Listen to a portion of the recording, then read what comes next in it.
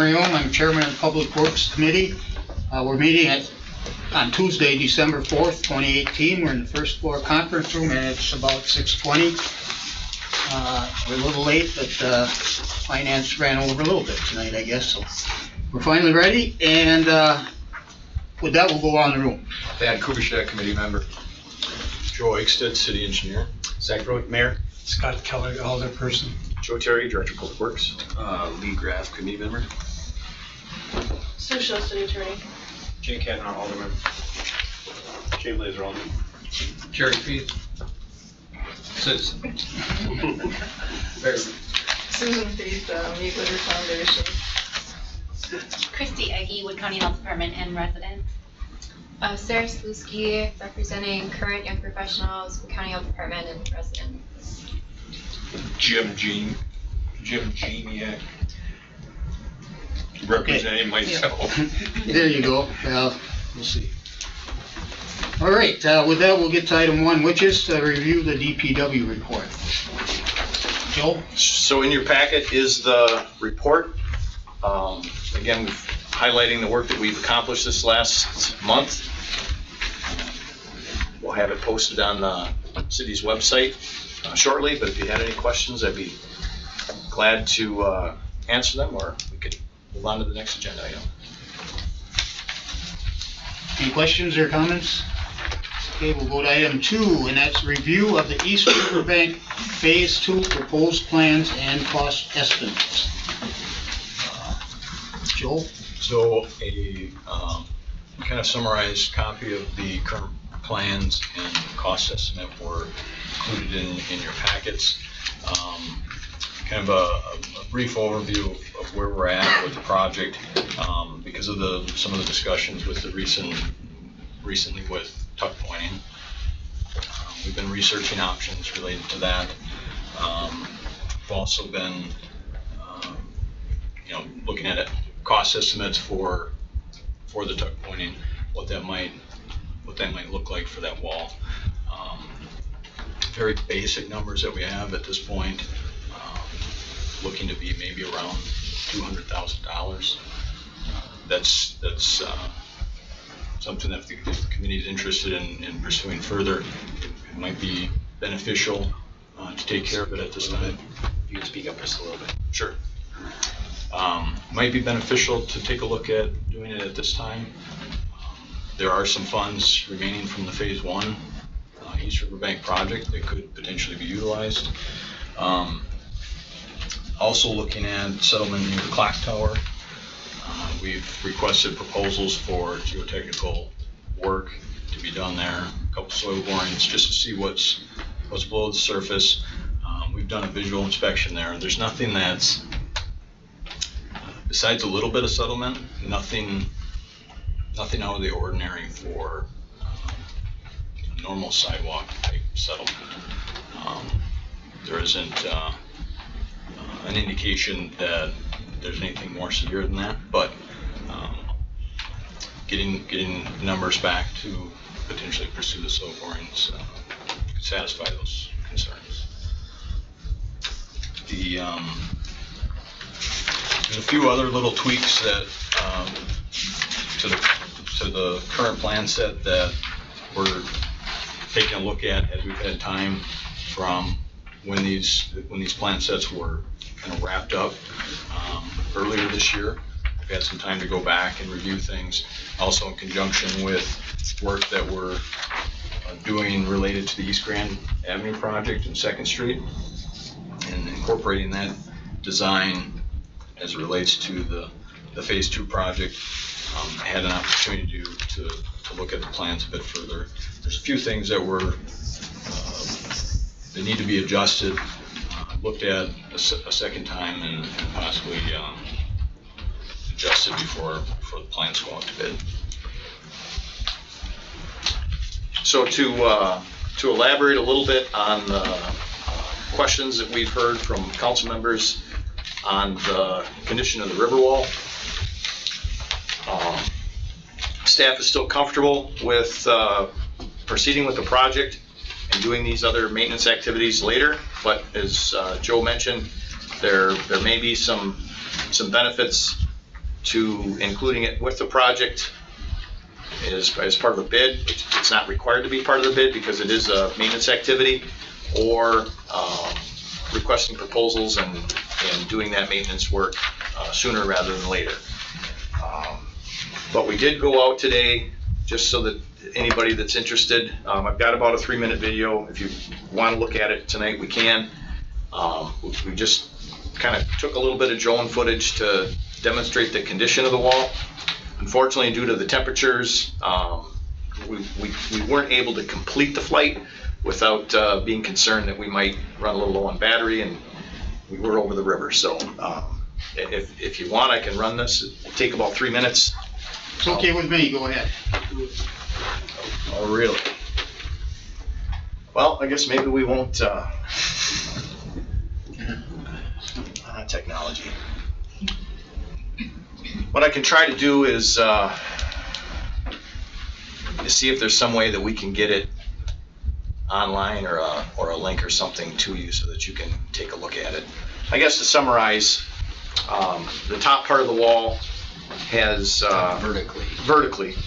The top part of the wall vertically has quite a bit of grout remaining. The middle section, and that grout level diminishes as you go lower. And as you get around on the north end of the wall, over by Mead to Rapids View Park, the condition of the grout is improved. It seems that perhaps at some time more in the recent past there was maybe some maintenance work done, but it certainly needs tuck pointing, and that tuck pointing work is already outlined in the capital improvement plan. So again, since that was a concern, if the committee wishes, we can certainly try to address it with the proposal to be a part of this phase 2 project. Or like I said, we can look at it as a standalone maintenance project at your pleasure. Maybe you guys have anything first, or let's get a couple of guys here.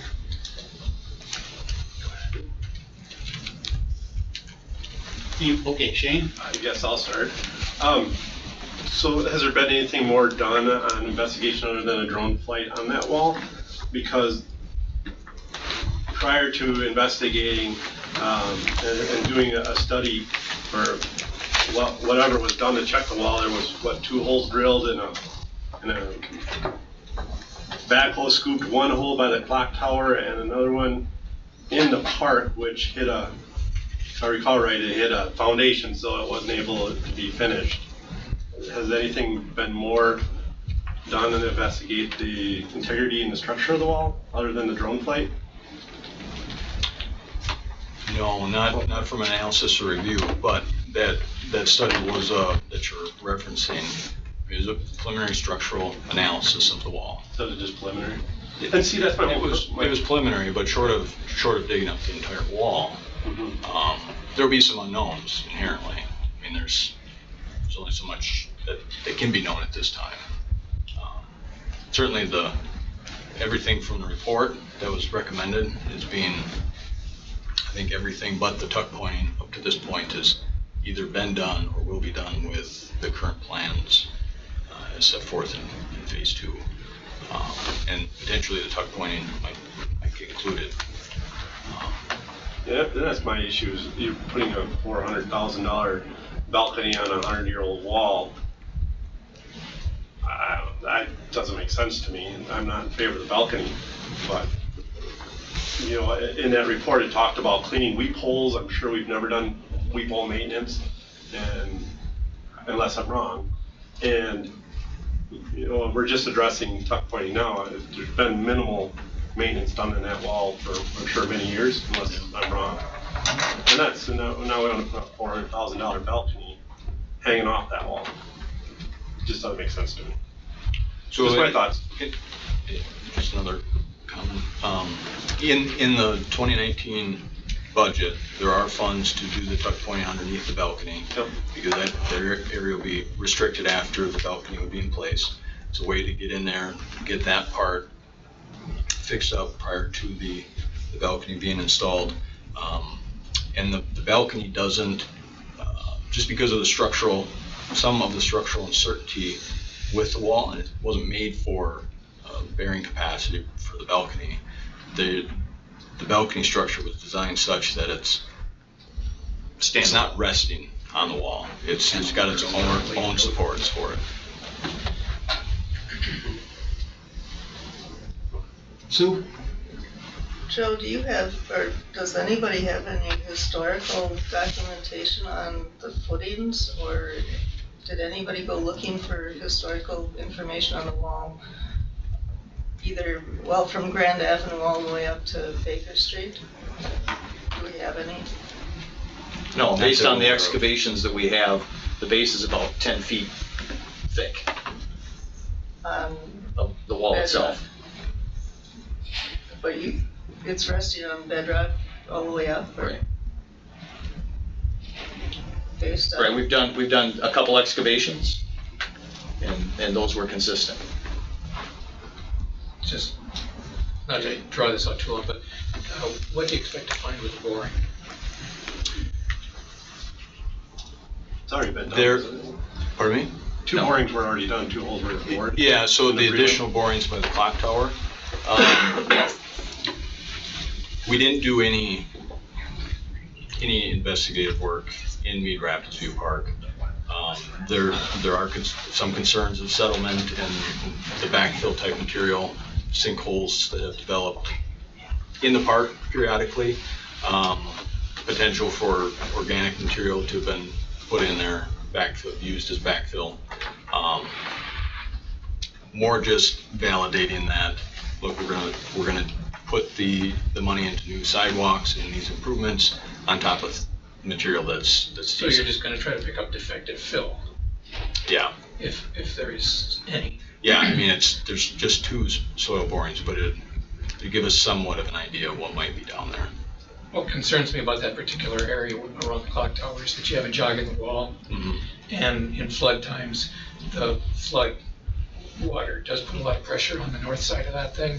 Sure. And I'm thinking that that water is creeping through the wall and undermining that area. That's what Paul Gross has been talking about for years, and Sure. I think that's what happens. There could be some interaction there with the water movement in and out and Sure. taking some soil with it, perhaps. Yeah, so, if you're gonna tuck point, it'd be a great spot to do it. Yep. Just keep the water out. Or parts of the backside of the wall, excavated parts of the backside. That would be another way of doing it, if you think the groundwater from the land side is sweeping fill out. But nothing, you're not seeing anything in the river at that location. No additional sand, no additional materials. Nothing That's that's a tough- evident. Tough spot, I mean, nothing's evident, but if there was a small amount, it'd be swept away. It'd be challenging it'd be a big problem if we were seeing something there.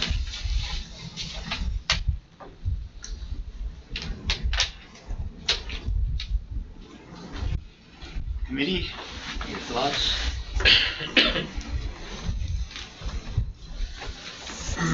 So the preliminary numbers for the $200,000 is for the whole wall?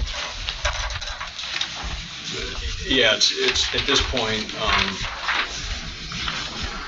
some of the basic costs that we've had, that we've gotten back from what we've researched,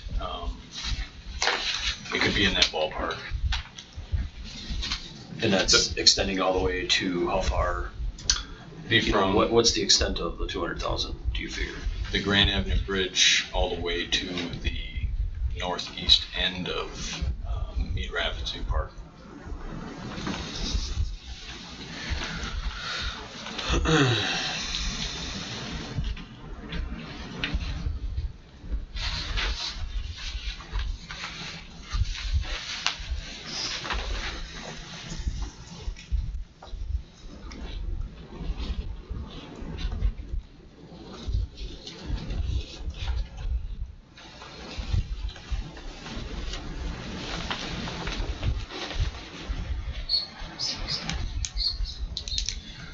The 2019 budget reflects $1.5 million, is that correct? Correct. And this is this a hard number, 200,000, or is this what you're projecting it to be after going out to bid? This is an estimate based on, there weren't any other extremely like projects, where you had several hundred feet of a river wall that needed tuck pointing. There were a couple other projects that were smaller in scale. We got some of those numbers, and just tried to extrapolate the best we could based on the information that we could find on a couple other projects that have been let recently. And some of them, the types of materials were different. One of them was, I believe, was a bridge repair, and the type of mortar used wasn't really representative. So, we try to make an analysis based on, based on those unit costs. But again, it's quite an extrapolation. Some of those projects are pretty small. Are there economies of scale? Perhaps. So that's our best estimate at this time. One thing that we could do once we get into the next agenda item is, as we consider preparing the final bid documents, is if we wish to proceed with that maintenance work along with the project, we could include it in the bid documents as an alternate. And then when the bids are received and reviewed, council will have another opportunity to decide whether or not we want to accept the alternate or forego it.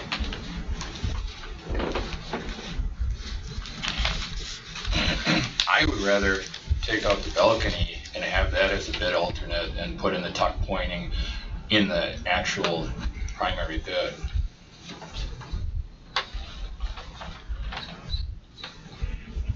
Because if I'm adding this up correctly, we should absolutely qualify for the DNR stewardship grant, even if we remove the balcony, but if we add the tuck pointing. And then we got the tuck pointing done, and then we can worry about shoring up for the balcony at a later time. We can add that either as a bid alternative or as a new project at another time. Scott? I'm concerned about taking the balcony out. I think that's a major feature of that park and why we wanted to draw people downtown.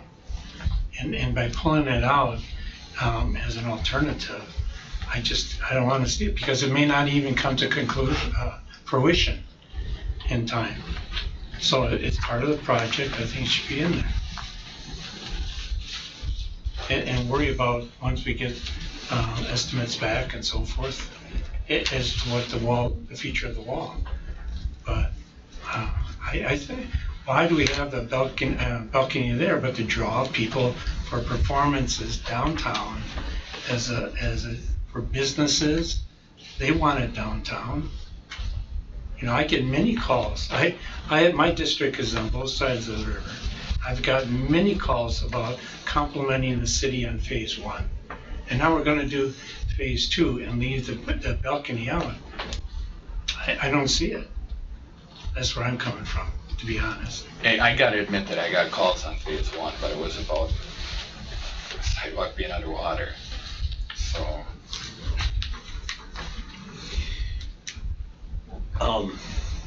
We could make the tuck pointing part of the base bid. Sure. I make a motion that we make the $200,000 tuck pointing under the base bid for the phase 2. For phase 2.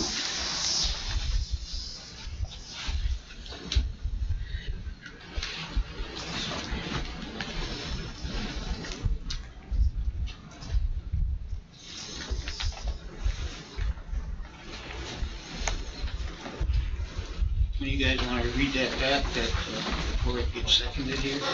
Sure. Give me just one second. Make sure.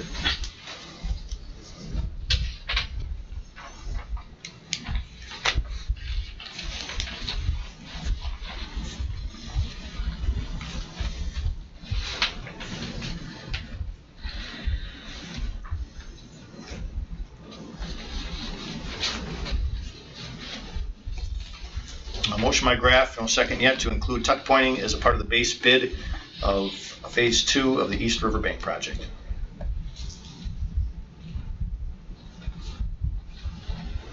I'll second it. Discussion, I guess. Gary, do you have something? Yeah, I just, one thing, I wondered if you had seen any technical specs on the road you were talking about. No, at this point, we would still need to work with our consultant to develop that specification and include it in the... Sure how that gets done, and I would be concerned about the appearance of the wall after. Right, there's different types of, grout and potentially different types of applications. We've talked internally about, if we were to move forward with including it in the bid, to make contact with Domtar, who maintains the Centralia Dam, to see if they have any planned maintenance that would draw the water down for scheduling purposes. If there's water. Well, good luck with that. I've been successful in the past. If they have planned maintenance, oftentimes they'll cooperate and share that information. And if they don't have planned maintenance, they'll notify us. Likewise, just get you hanging out there. Yeah. But there are different types of materials that would be used if there's some work that needs to be done at the base of the wall that is submerged. Different materials would be specified for that versus above the water line. So that would need to be included. I don't think I'm saying anything that everybody here isn't concerned about. Right. The appearance of the wall is important. Absolutely. There are a lot of different pipe pointing operations that can spoil the appearance of the wall. Sure.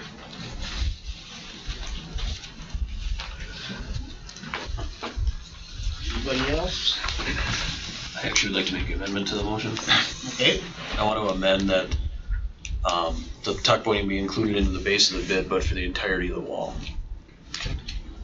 So from wherever phase 1 left off, all the way through north to the northeast corner of, throughout, right. And I think that was that the spirit of your original motion? Yes, it was, I but I interpreted just, it. yeah, right, I just That's wanted okay to, within motion. I just wanted to note it. Yeah, I think it makes, if I may, Mr. Chairman, I think that makes the most sense. Mayor, do you have something? I was just gonna concur. I think if you're gonna do the work, you get the economies of scale of doing it all at once. And I think from an administrative standpoint, we can administer multiple contracts over multiple years, but it just, we know the costs are gonna go up every year for the work. And we may think we can prolong it a few years, but I mean, if we're doing the work in the park, I think it makes sense to just deal with it, especially where it's unknown. If there is undermining, exchange of material through the wall in some of those areas where that flow of water is hitting it hardest, I think it makes sense. And then short of, the other option is to dry pilings or anything like that, but we had talked yesterday or in the last meeting that we can't construct a river wall like it was, right? Yeah, there are some limitations on that. There's We can limitations maintain what on we it. have. We can maintain what we have, but we can't reconstruct what we have. Right. Yeah. Which is an important consideration. Right. I mean, we would lose the look of that forever if we let it go. So if there's unanimous consent, I've modified the motion to, motion by Graff, second by Rayom, to include tuck pointing as part of the base bid of phase 2 of the East Riverbank project for the entirety of the wall from the south edge of Veterans Park to the northeast corner of Mead Rapids View Park. Nothing else from the audience, committee? I believe we need a unanimous consent to amend the motion, Or if there was no objection. if there's no objection. It's okay with me.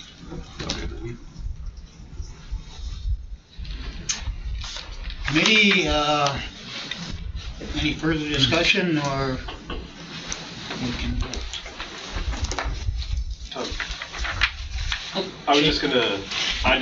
My personal opinion is I agree with that I'd like to see the balcony as an alternate, but that's just my opinion. It gets plenty used down there as it is. Mr. Chairman, if I may. Yes. I would just like to share that I would agree with Mr. Kellogg, and a lot of investments have been made in the riverbank, and there's a lot of activity happening downtown. A lot of investments are being made by a number of people, number of organizations, and we know people are convening downtown, and we know it's driving the economy, and so it only makes sense to build something that's going to last and something that people are going to enjoy for years to come. What we have right now works, and it's okay, but it doesn't align with the future of this downtown and where things are going to be in the next few years.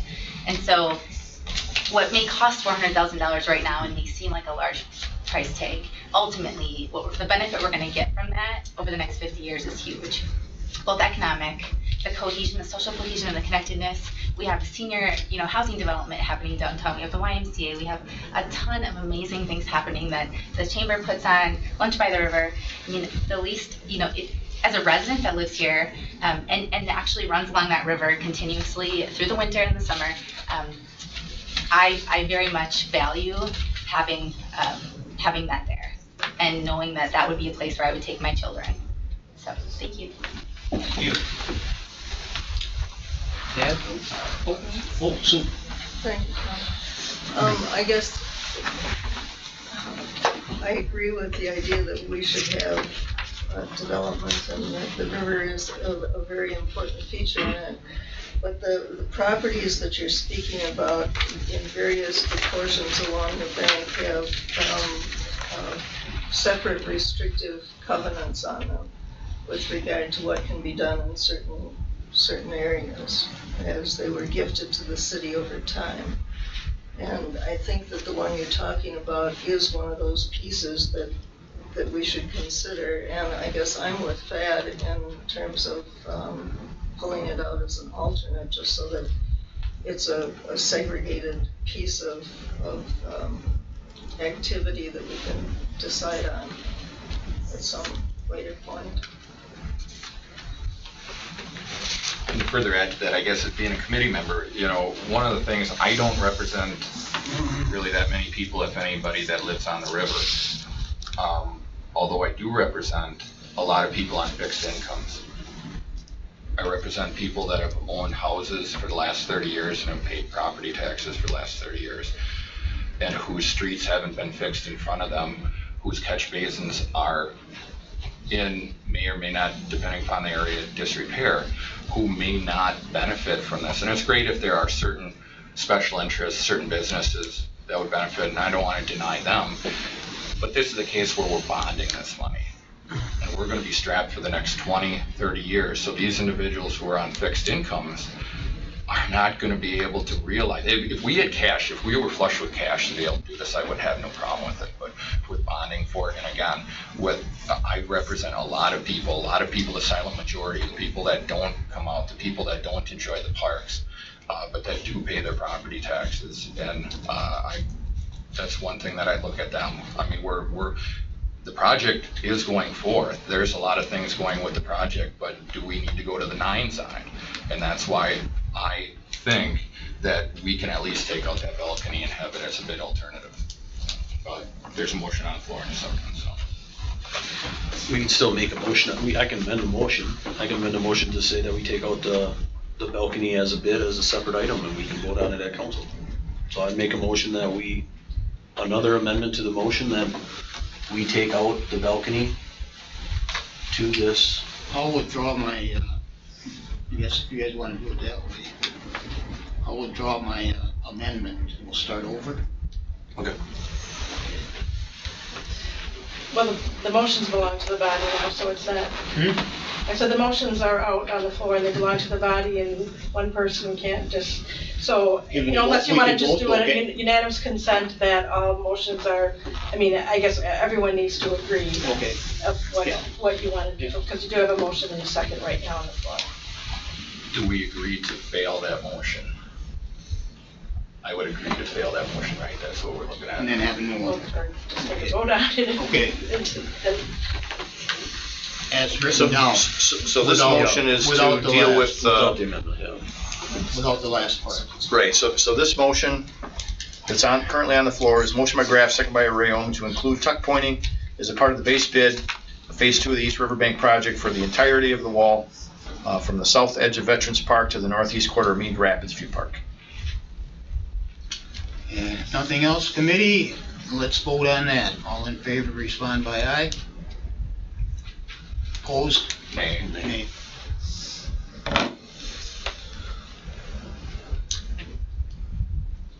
Okay, Then I'll make the motion to approve tuck pointing in the original bid document and have the balcony at whatever it is, 389,000 or whatever the proposed amount for the balcony be as a bid alternative to this project. I'll second. We have a motion and a second. We'll have to see what gets written down.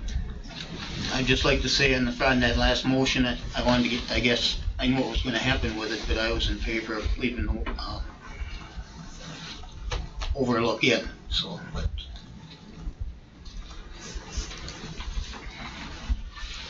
So let me try this.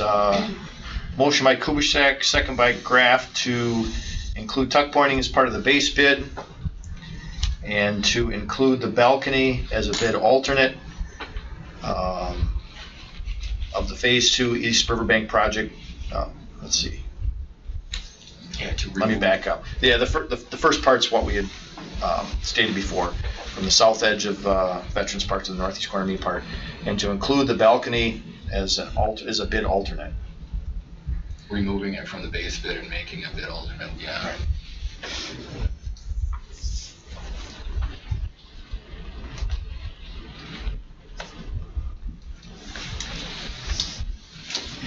Scott? For comment, but I think it's, assuming that in one district, there's more senior citizens than in another. I have plenty of senior citizens on a fixed income, and I'm one of them. And Jim's one of them. I mean, and they want a thriving downtown. They've lived there for so long, and this to me is just cutting it short. I mean, they're gonna do it right. It's gonna be there for 50 years. You're gonna have entertainment in the evening. You're gonna have people congregating downtown. And it's just silly in my mind, this is just where I'm coming from, to withhold it. And I don't know, I just wanted to share that. And I think when it comes to the Common Council, you're gonna find people showing up saying this is a thriving piece of this project, and it shouldn't be withheld. First of all, let's be clear that we're not removing this, Mr. Kellogg. I know. This is not being removed. If it comes in under budget, it's gonna happen. But this is a bid alternative. But I don't think it should be withheld. And it can still be put out for a bid. I mean, if you have it in the project, right, you can still put it out for bid, right? That's part of a bid alternative. Yeah, put it out for bid. It will be, but it'll be on a bid alternative. Alternative to what? A bid alternative kind of puts the contractor on notice that we may or may not choose to proceed with that component of the project. We've done that on some other projects as well. So that when the council takes action, the bids have been received, council's reviewing the bid proposals, there'd be a motion to perhaps approve the project and alternative one, or the project and omit alternative one. So it allows some flexibility. It's generally good practice to be a little cautious about that, because it depends on, how the contractor intends to make their margins on the profit or on the project. So you don't want to include everything as a bid alternate, but it would still be a part of the project. It would still be bid. The council would still have an opportunity to select it or reject it without compromising the bid or having to reject the entire bid for the whole project. So how does that platform, you have to have you're going to have a railing up above, right? How do you put that railing in and then put this platform in a few years later? How do you're going to design it so that you could put it in later? I think that would it would require some additional design work if it were not to be installed as part of the project. And additional cost, because you have additional construction cost and designing. Because the railing would need to continue along the wall all the way to the bridge if it weren't included as part of the project. So here we're worried about the cost, and if we don't put it in, there's an additional cost if we put it in later. Right, we'll have to do some additional design work to accommodate either option, and there will be some costs associated with that. See, that's why I like to see it in the project as a whole piece. That's where I'm coming from. Question, it hangs out over the river. There must be some restrictions with regard to DNR and setback from the river. Has it been approved?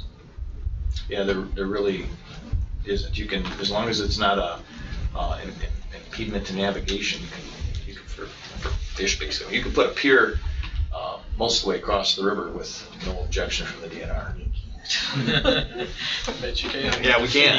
I mean, that was part of the discussion of phase one. What, you know, when we were talking about the fishing jetties, what can and can't you do? Because we thought that what was proposed was, you know, environmentally preferred, and based on the rules of the DNR, that structure would have impeded the ability of fish to continue along the shoreline. What we were told by the DNR is we could put a pier out as far as we wanted, or you could put a fishing pier halfway across the river if you wanted. The city has special dispensation too, don't they? I don't think so. They did. Yes. I have a clarifying question.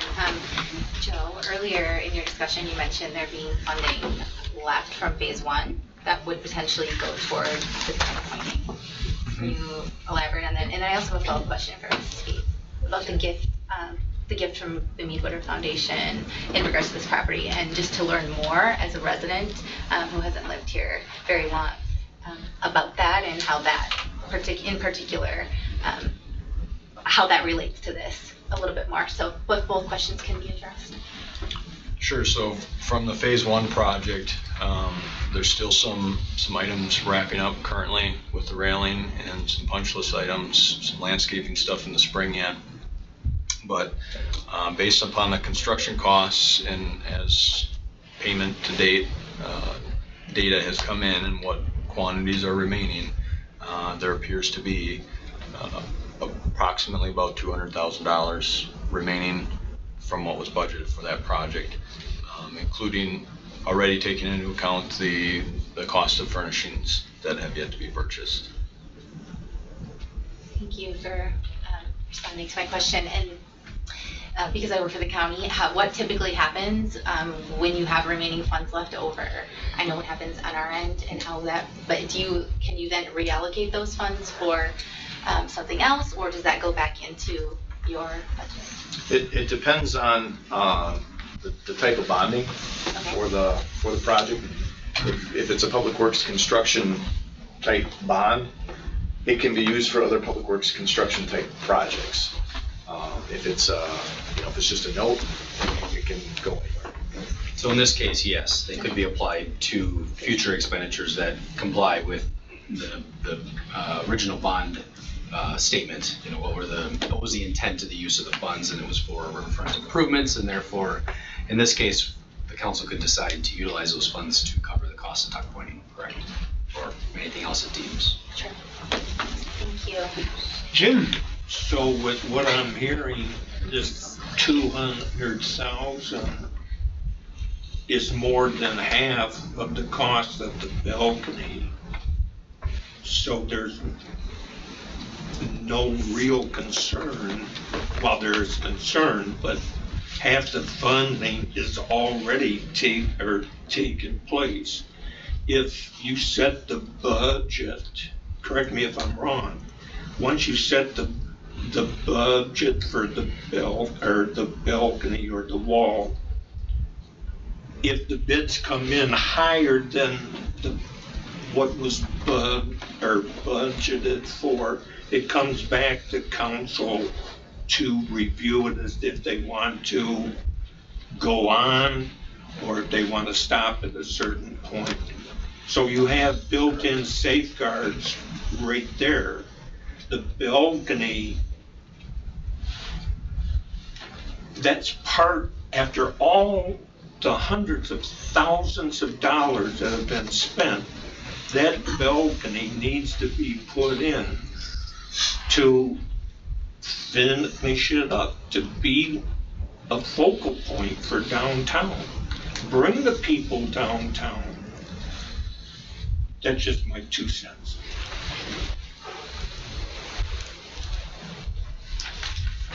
I'll just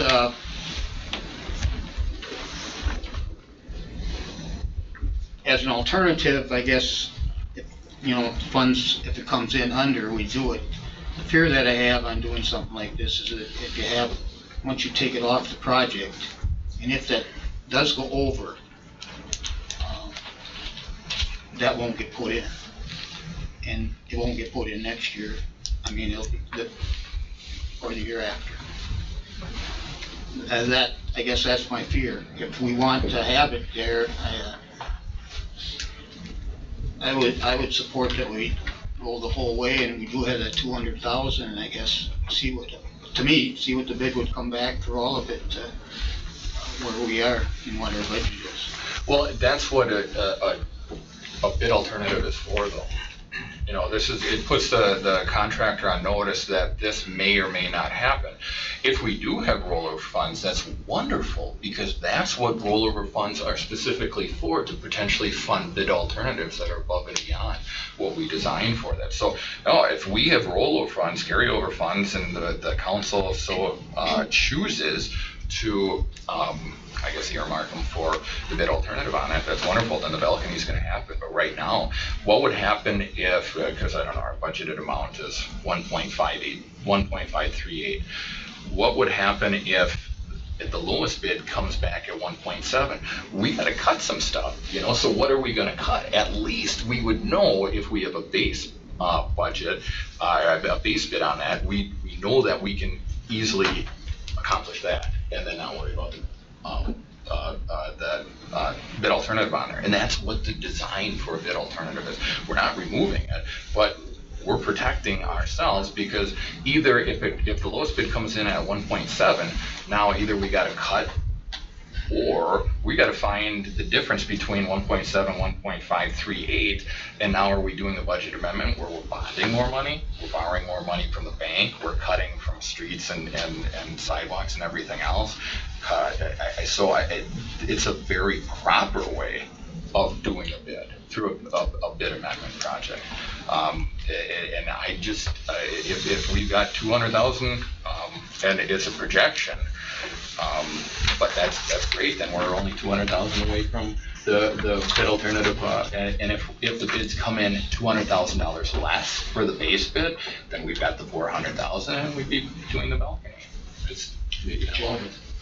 Yeah, so I think there's, the one thing we do need to consider, if there's a concern that the bid comes in high, you know,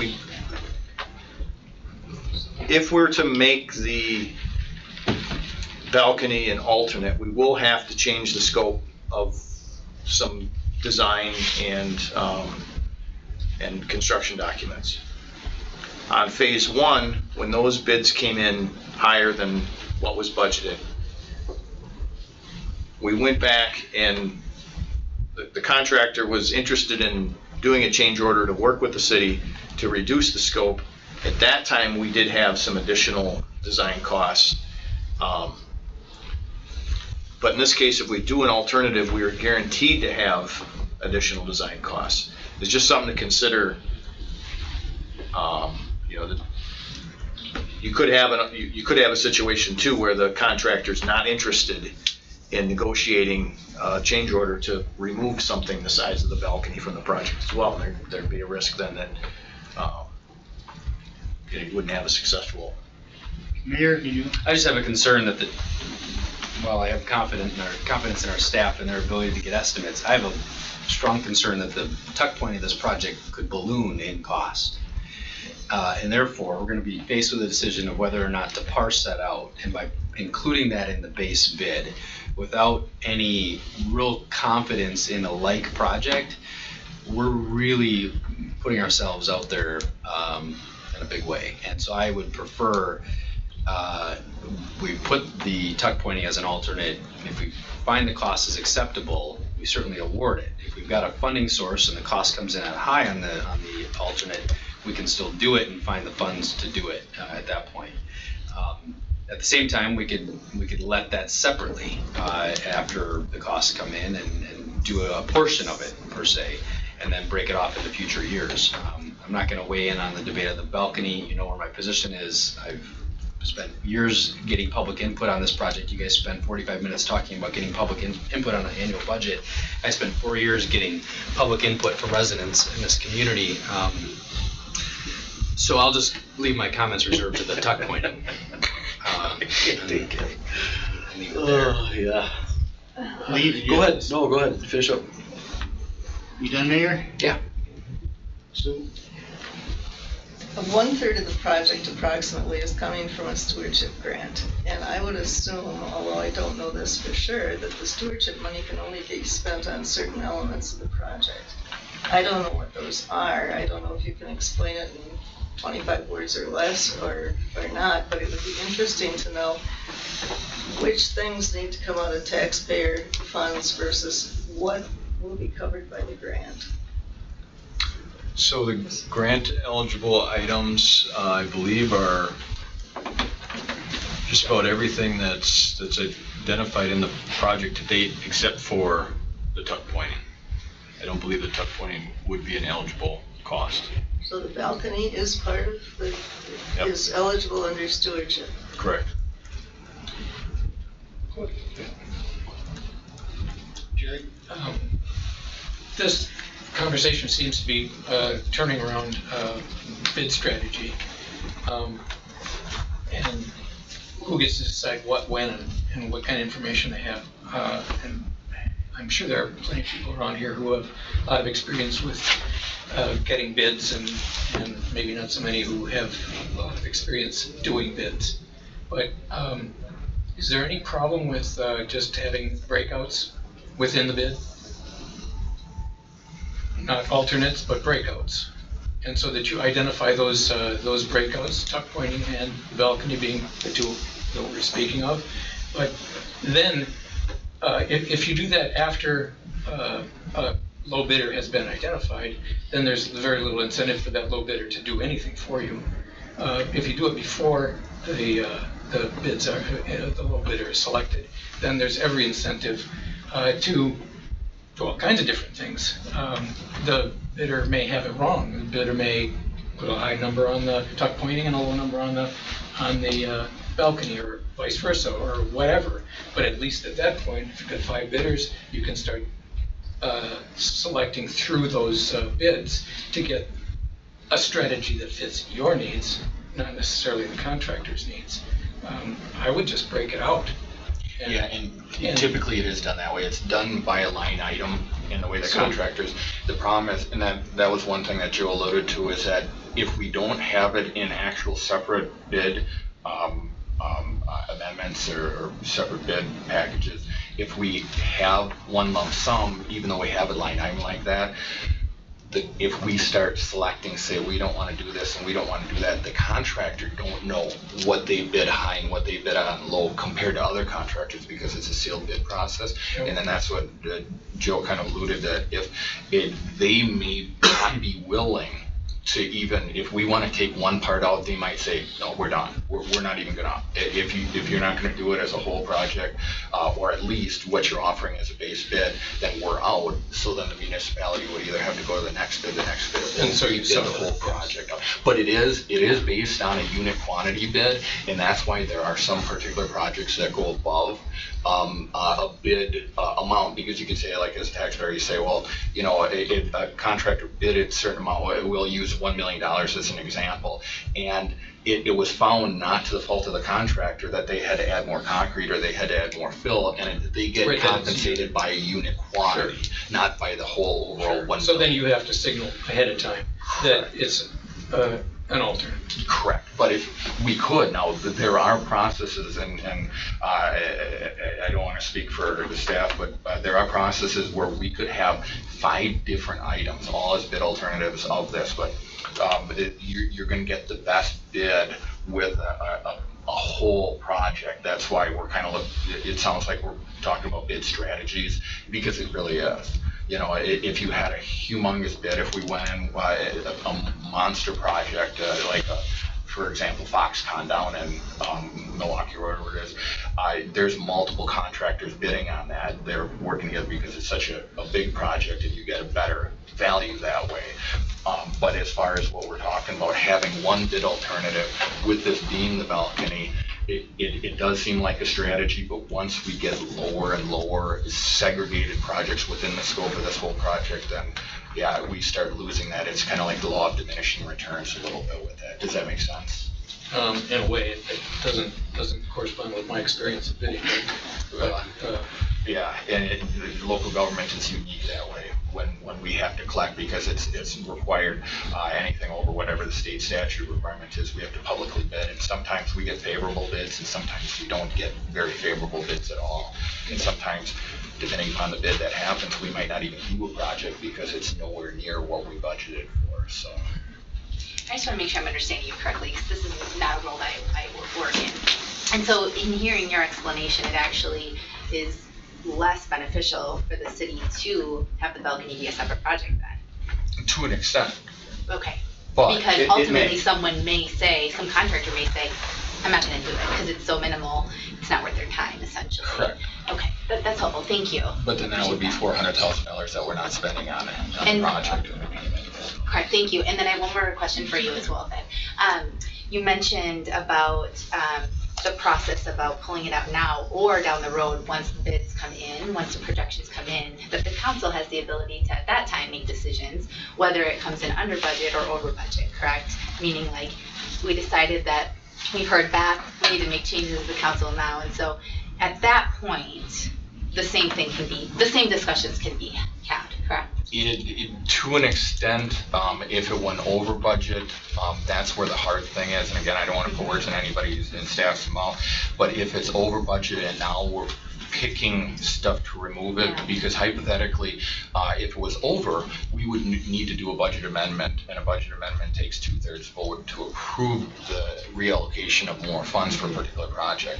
If that's the case where it fails, hypothetically, if there's 5 out of 8 council members that vote for it, but it'll fail. Now, what do we do if we don't have the allocation for this particular project? We got to pick and choose what we want out of that. If we do that, some contractors, depending upon especially how busy work is right now, work is, I'm a tradesman, so I know work is really busy right now. If it's a case where we start nickel and diming and saying, wow, we want to take out this stainless steel fence, and they've already bid it by their manpower, by hours on a specific thing. Now it's going to cost them money to reevaluate how they bid on it, and that the worst case scenario, I'm not saying that'll happen every single time, but worst case scenario is the contractor may say, we don't even got time for you. And that was a really good bid, and then the next highest bid, because municipalities are required to take the lowest responsible bidder. If that person pulls out based on, because now we changed the scope of it, and they're legally too, they couldn't pull out once they put the bid in and we didn't do anything, but once we modify it a little bit, they have that ability to pull out of that their bid. So the next highest one could be now more above that. And then if we weren't able to pass a budget amendment to reallocate that cost, the higher cost is probably less favorable of a council approving that. So that's where, and I'll agree with you absolutely, if this is wrapped up into one, it's the easiest, but if it goes over budget, now what do we do? So that's what bid alternative is designed for, is that if it's lower, or if it comes within scope, and obviously there's 10 to 15% inflated in a particular project anyway, just in case for contractors being busy and everything else, but having that bid alternative on the table, that if we do come up with flush funds, $200,000 from a previous project, or even if we didn't have very much snow this year, we saved $200,000 for snow removal and salt applications, then we can absolutely apply that directly to that. And that would be, in my opinion, in my little bit of experience with local government, that would be the perfect ideal situation why you would create a bid alternative on a project like this. So thank you, I appreciate that. And in your experience, council members, in the past when bidding out projects, I'm not sure what the policy is around going with local companies or not, but what has the experience been around those type of circumstances? You can. Okay, you can have a It's policy. lowest responsible bidder, that's a state law. The tuck pointing portion, if we include it in the bid, we've included it in the bid. That's a maintenance activity, and we're not required to bid that. That's not a capital improvement, that's maintenance. So there's different rules on that. With this particular project, there may be I believe there's some advantages to including it in with the bid.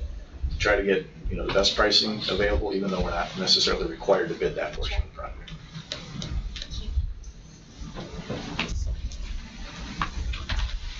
Jim, one more time. Just 2 quick points. I think that what the councilman was talking about there he gave a good reason to include the balcony versus taking it out. And then my second point is, you can be so penny wise and pound foolish if you don't put it in, or if you take it out and you design it with the takeout, then at some point in time, if it gets put back in, you got hundreds of thousands of dollars that you have to do to shore up that wall and then to be able to take out what you have already put in. It's much easier to bid the whole thing out and then decide which parts, but include the whole thing.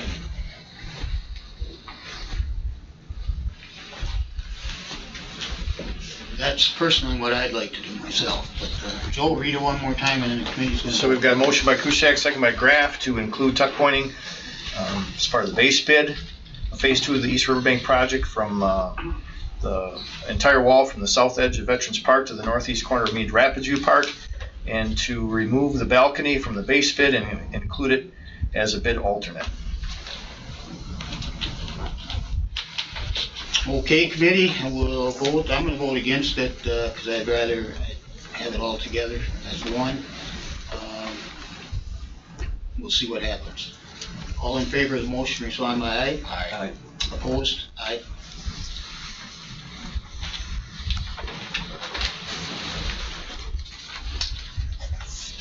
Thank you, everybody, on that one. See, item 3, yeah. Review and consider approval of a proposal for consulting services to prepare the East Riverbank project, phase 2 contract documents for bidding.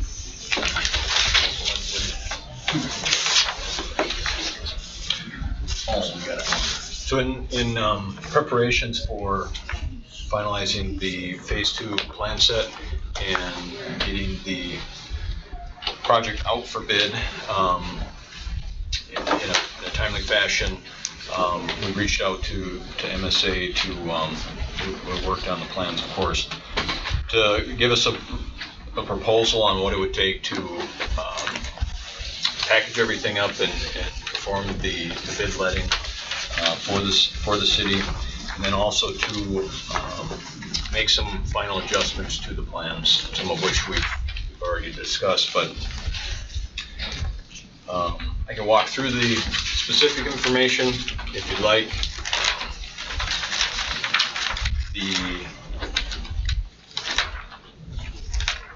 The current cost estimate that was put together based on the items identified on the first page, it's $48,765 to make those changes.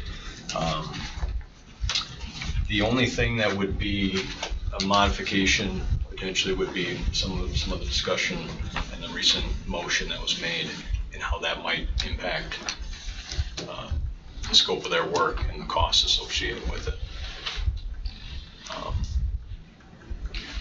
So can we just postpone, are we gonna run into trouble if we postpone this until next month, or if we create a second Public Works Committee meeting for an update on their costs? Yeah, I mean, I guess it's an option to do that. The timeline that we were looking at, December, getting approval to move forward, to finalize the plans and proceed with preparing for the bid sometime in February, starting to advertise for bids and then opening the bids in February. So we do have another month potentially. That would put the letting back a month further. It's about a month of activity to package this up. I would suspect there's about a month, yeah. I don't want to want to give MSA a blank check, but on the other hand,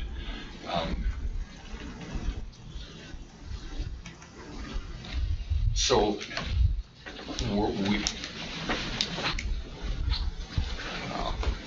with them, it's a unit quantity bid type of operation too, isn't it? So the way that they've proposed, made the proposal here, a lump sum fee for preparing the bid documents and doing the letting, and then a line item of the specific modifications and changes that are proposed to be looked at, an estimated cost, and an hourly rate.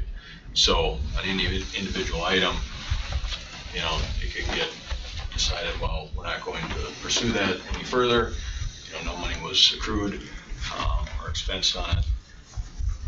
And alternatively, you know, they can, I suppose something could potentially be added. I guess it depends how it gets approved tonight. And again, looking at, I think I'm on the right page. Am I on the right Yep. page? It's a unit quantity basis. Yeah. An hourly basis. Right. So time and material type charge for it.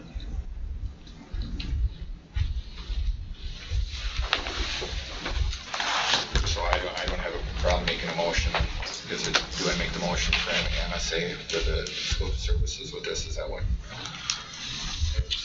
Yeah. And if there's any contingencies or.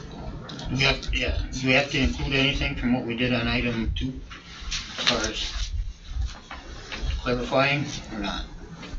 I think that's on staff level. Okay. Okay, just communicate that. All right, is that a motion? Yeah, I'm looking at the agenda item here. I make a motion to approve the proposal for consulting services to prepare the East Riverbank project. These 2 contract documents for bidding by MSA Professional Services. I'll second that. Further discussion? Committee, if there's none, we'll vote. All in favor, respond by aye. Aye. Opposed? Ayes have it.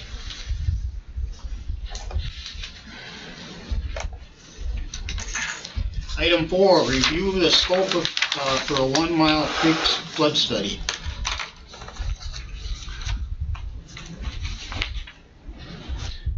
So we did get a little bit of information back in regards to a rough cost. It's a fully detailed flood study, you know, without knowing the scope exactly of what we're trying to analyze. The entire watershed of the 1 Mile Creek from Sampson Street all the way up to the Rootview Expressway. About, I don't know, what was it, 1,200 acre watershed.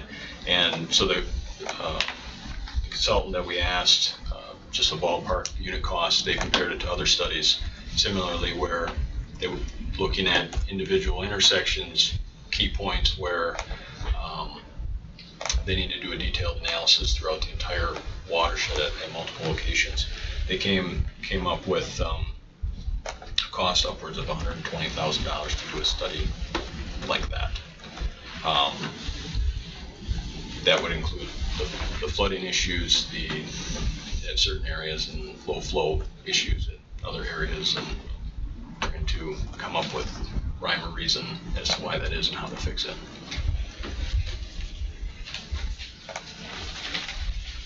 So, Do you have a map that you could put up that defines beginning and end?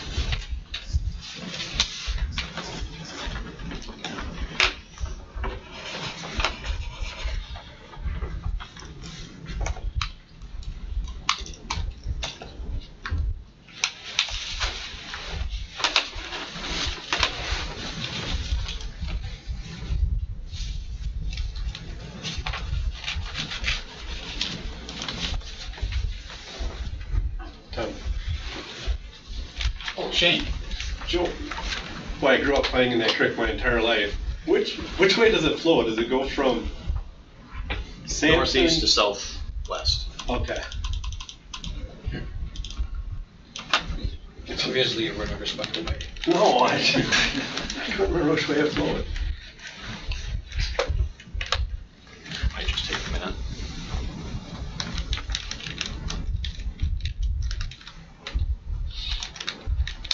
think this item was just for some preliminary investigation. I don't think we have a project defined yet. We're just looking, we had some concerns from some residents, just looking for some scope and information. Not sure that the committee would take action on this evening. I think it was really request for information, if I'm not mistaken. Correct, and this stemmed from myself in my district. 1 Mile Creek goes all the way through, basically it cuts kitty corner from Lincoln High School all the way to the airport. So it cuts through district, it cuts through a couple areas, but there had been some flooding in backyards and for different reasons. Obviously, we had a lot of rainfall in certain periods of time, and whether it's designed or it isn't designed, or it has been just by coincidence, there's a lot of asphaltic surface kind of in the East Street area where a lot of that water collects, especially in that area, and flows down the stream, 1 Mile Creek there.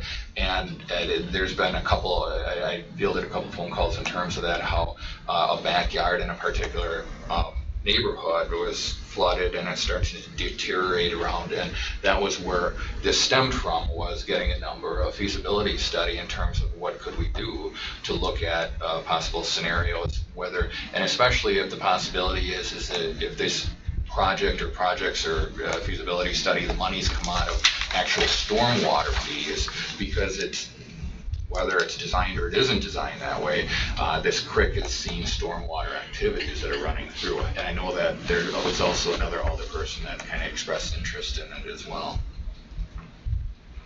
And I agree. I have the opposite problem up in my district is lack of flow. There's a stagnation in some of the backyards, and specifically even down by my house, there's I guess a pond, and it's corner of 12th and Huntington down there by ODC. It is just big, green, nasty thing that I'm surprised the ducks even still go in there, because when it's not flowing, it gets pretty nasty there. So a lack of flow down by me, it sounds like overflow down by that. Yeah, I had too much water. And then, interestingly enough, that's where, without knowing the whole scope of the project, but we've got a project that is going on in terms of the pond right before 2 Mile, as 1 Mile Creek kind of creates a, you've got that water wheel right there, right off of 2 Mile, that then the creek goes behind the airport. So there we got a project there that we're going to be dredging that in terms of, is it stormwater phosphorus that we're trying to collect there, so that it doesn't have a non-point phosphorus load into the Wisconsin River. Correct. Yeah, we can if we have some control of that particular area, it can count towards credits towards those activities and count towards mass reductions of weights of phosphorus entering the river. So yes. And that's one thing that the city is already doing, but where the residency that I was talking about, was it Sampson or was it Lincoln? I want to say it was all the way up by Lincoln and Airport, right in that kind of one more to the up the Woodland, or corner of just south of Airport on Lincoln Street, where it cuts to right behind that house right there on the southeast side. As the corner house is up on a hill, and then there's a house below on that larger lot, and then a house just south of the corner house right there that has gotten flooded out. And if you can see right where the cursor is, that's where, if you go directly north and south across Airport, that's where the culverts are. And at times the culverts have been consumed. There's two, I don't know how big, 54-inch culverts that have been, I've witnessed it. I've actually got a video on my phone that the water is almost encroaching up on the road because of just the natural topography of 1 Mile Creek there. And if it was a case where the funding or the cost of the project, the cost of a scope to kind of look at what we needed to do was reasonable to this committee, then that's where I wanted to see a potential avenue for that. If it was cost prohibitive, then we might have to take other options with that. And depending upon where there is for stormwater, are we able to legally use stormwater proceeds for this, would this come out of levy? And this is the initial stages for this particular project. So yeah, I think that this is something absolutely we do not need to take action on tonight, but at least understand, where this is coming from. Sue? I guess the question I would have then is, do you intend to impact private properties, or are you talking about only improving, say, culverts or places that are public in nature? The answer is yes. Yes, you're not. No, that's what the study would show us. We don't know where the problems are, and I wish I knew a lot more about it, because I would walk the creek itself and figure it out, but my expertise is really in maybe welding. So being a welder, I don't know what, and I don't know where the water is coming from. Obviously we got a general idea, but the question is, are we going to create maybe a 50-50 type match with property owners? I don't know. I don't know. But until we identify where the problems are coming from, we can't even generate solutions to the problem first. So I mean, that's where we are. Like I said, we're at the infancy stage of this particular issue, but it was one thing that I wanted to obviously remedy for certain individuals in my district that called me on it. So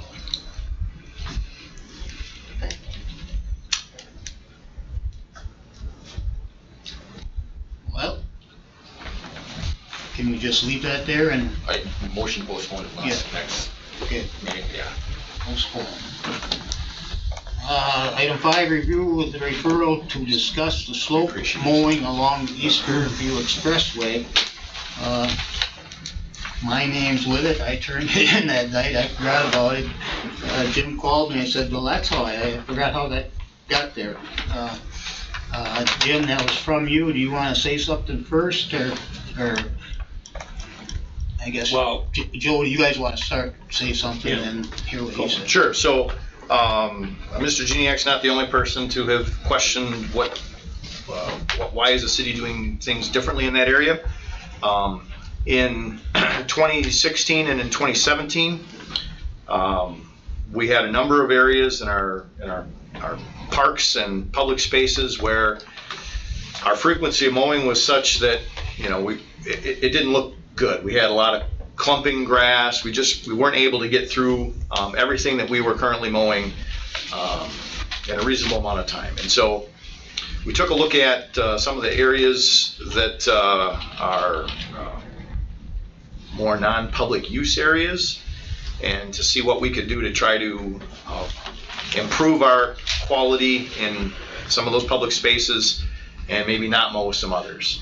And so there's some areas along the expressway that we elected to stop mowing, both on the East Riverview Expressway and then also up in the vicinity of Bono Avenue. And when we started doing that, and one of the problems we had is things weren't trimmed nice and neat. We kind of went around trees, and it didn't look as professional as what we would have liked. So we made some modifications during the summer, but we're really trying to look at how can we, when we save about 8 to 12 hours a week by not mowing those two areas, which allows us to pay more attention to some of the other areas that need to be taken care of. So that was a staff decision, really trying to make sure that we're manicuring our parks areas and some of those public areas the best we can, so the city looks neat and tidy, rather than mowing more, but kind of having it look like we rushed through it. So it's kind of an explanation for why we did what we did, and we're trying to look at some of these areas that are not highly high public use areas, and consider other alternatives. Besides not mowing, we may be in a position to look at some more natural prairie type flowers, that develop these areas in ways that are still attractive but low maintenance. Jim?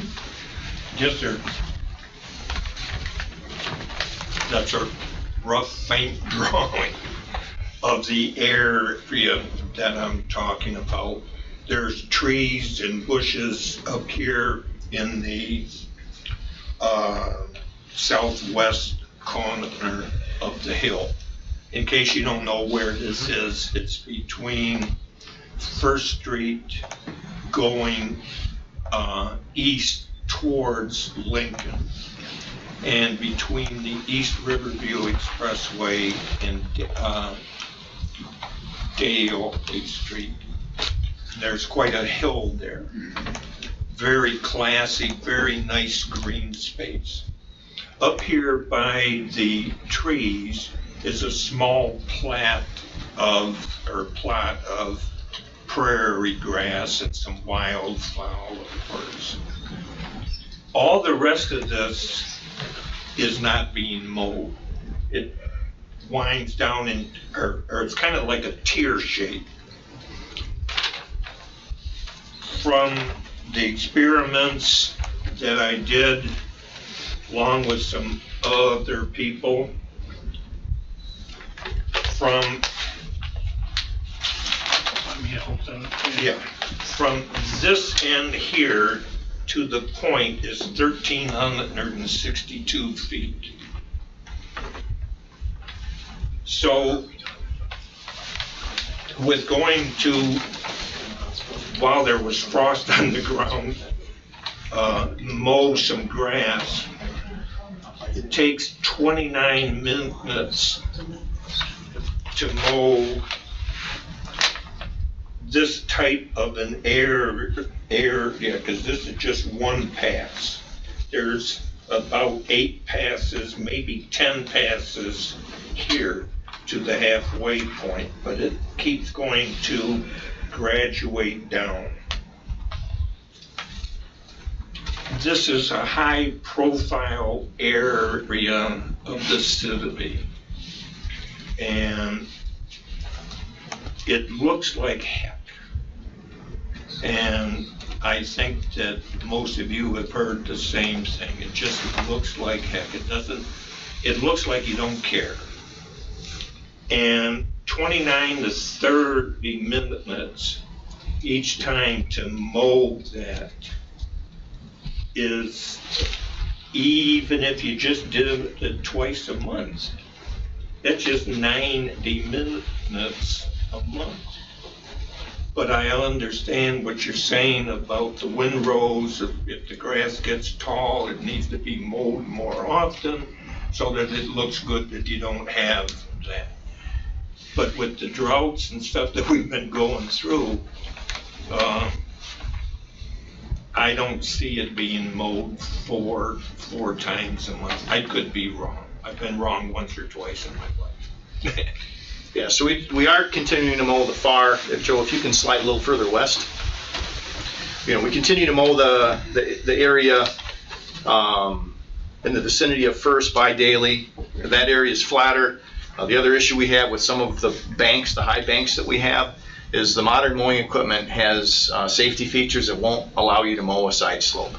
And so, you know, we've got a number of areas where we're challenged just to physically be able to do it without deactivating the safety features, and that's not something that I allow my staff to do. So, so we do still mow part of the westerly area of that. Well, you mow this part here. Right, that's about it. Then everything off to the east, we're mowing a strip along the expressway and to an area just south of the tree line. And our goal is to make that a nice, neat strip, and you know, let the rest of it grow in naturally, or over some time. You know, we did a test area for some kind of butterfly habitat seed that was donated by a local organization, and you know, and they did those strips on the hill there. So yeah, could you scroll just a touch more to the right? All right, well, too far.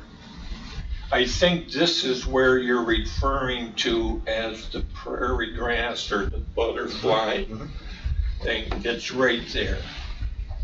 Yes, there is kind of a steep bank right through these, or that, whoops. It's a touch screen, so oh, you can't touch I'm it. sorry. Yeah. You can point, but just don't touch it. Right through here, there is kind of a steep bank. if you go this way now, this flattens out a great deal, and it stops right about in here, I believe. But it's just 1,362 feet lengthwise. And the wide part is down here, and it narrows down before here, right about here, it narrows down into a point.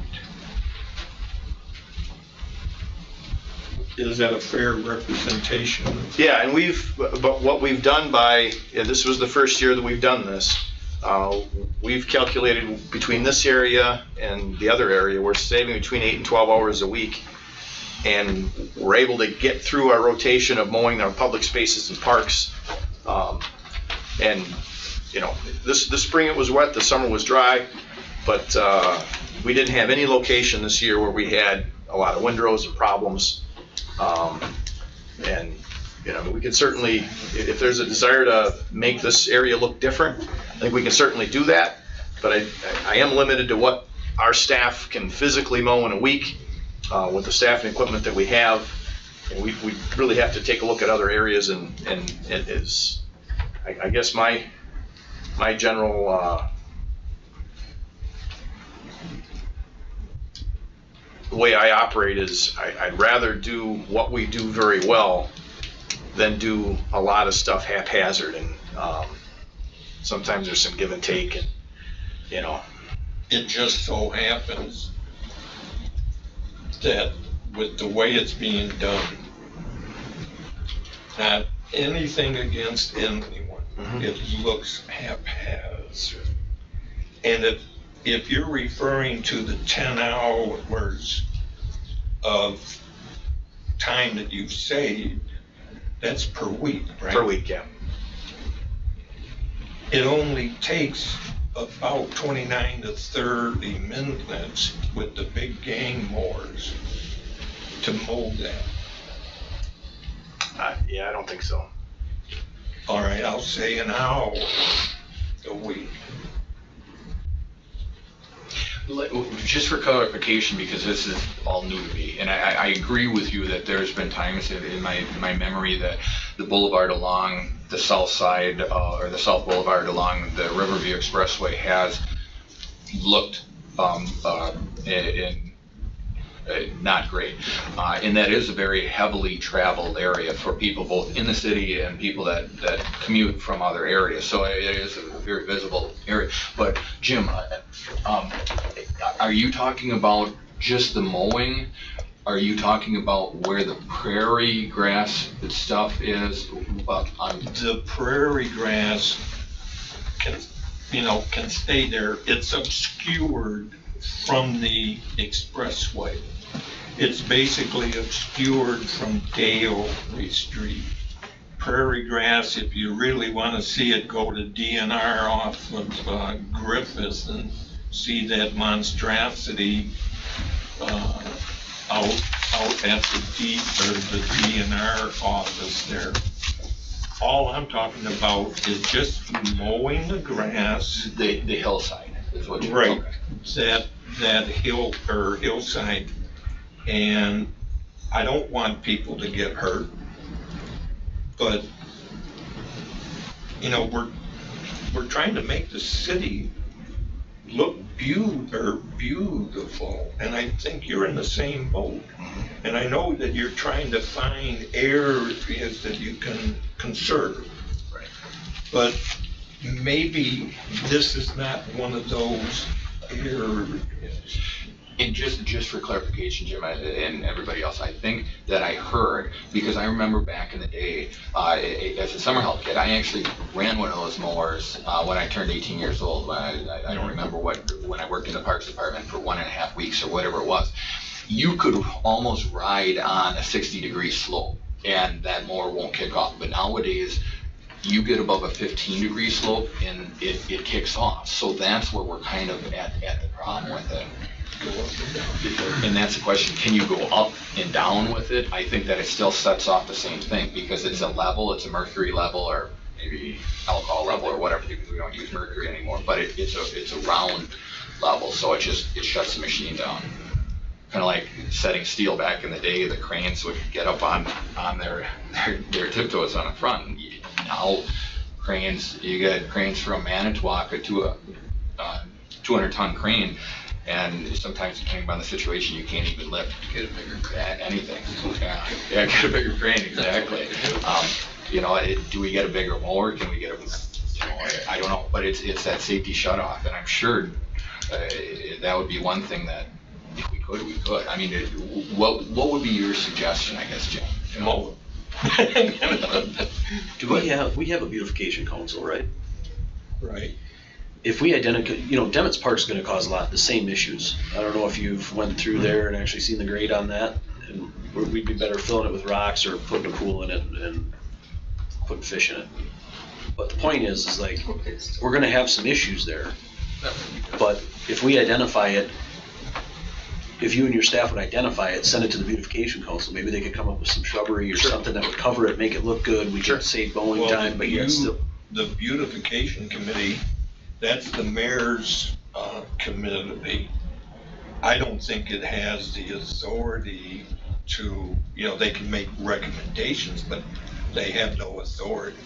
Well, the mayor does. Well, he tells me what to do, I do it. The beautification has a budget. They do. In some of the prairie grass monarch butterfly initiatives came out of that group. Actually, some of the recommendations to do this were supported by that group for a variety of reasons. Number one was supported staff's reasoning around allocating that labor time to other priorities and things, and it was really a pilot, if I recall. I mean, I think it's hard to do a pilot if you haven't given it enough time to mature, and I feel like we're kind of in that stage yet where we probably haven't left it to do what it needs to do.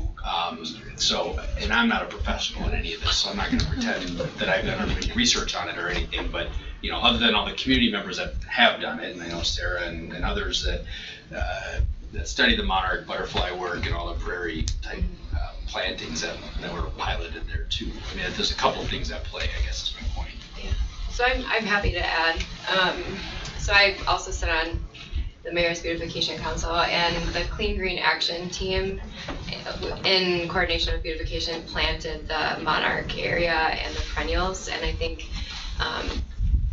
Penny Van Tassel, Sewage were really instrumental in that, and that growth area at least needs 2 years to take hold and be able to really show what it is. You're not going to see a whole lot of it right away. But the other part is that we were trying to combat the need that our mowers can't mow that slope of land. And we were there. I helped them dig that. I was pulling a rope because our rototiller was like this on the side of a slope. So you can imagine that was really fun. And sounds safe. It wasn't safe at all, but we did it anyways because we wanted to make it happen. Tiller. Right, a lot of volunteer work. It was great. But our beautification council has been talking a lot about cutting down the need to mow and implementing more like prairie grass or perennials. Marshfield has done this quite a bit. They also had a lot of resident pushback because people just thought that the city was letting things go to the weeds, when in fact it just needs a year or two to grow and see the beauty of the perennials be able to bloom. You don't always get flowers in that first year. It does look like a bunch of weeds on the side of the road and not really visibly beautiful. So I would say that the Beautification Council is happy to make more recommendations of places that we could expand, but we're going to need funding and support to do that. The Monarch Station was just donated seeds that we got, and then labor of love from people who wanted to pilot it. So there was no funding besides the city giving us some space to pilot this and see if it would work, and then hopes to expand. So there's also areas that we worked with Joe to identify places that we could cut down on mowing for where he was saying not high traffic areas and people don't walk through. It's not a park space, so it could easily be converted from a mow to a prairie land forest station. So I'm happy to speak more to that. We're happy to make recommendations. We also talked about other things that you can implement to cut down on mowing. So perennial shrubs, some type of like more landscaping, maybe places where people can walk through it. It's a huge green space that people can't really walk through right now. It does get pretty flat. There is on Daly Avenue, that could be a nice place to walk down. There's trails that connect down by the river now. Or even putting like large art sculptures when you enter the city of Wausau, there's the cranes as you enter. Is anybody coming through Wausau?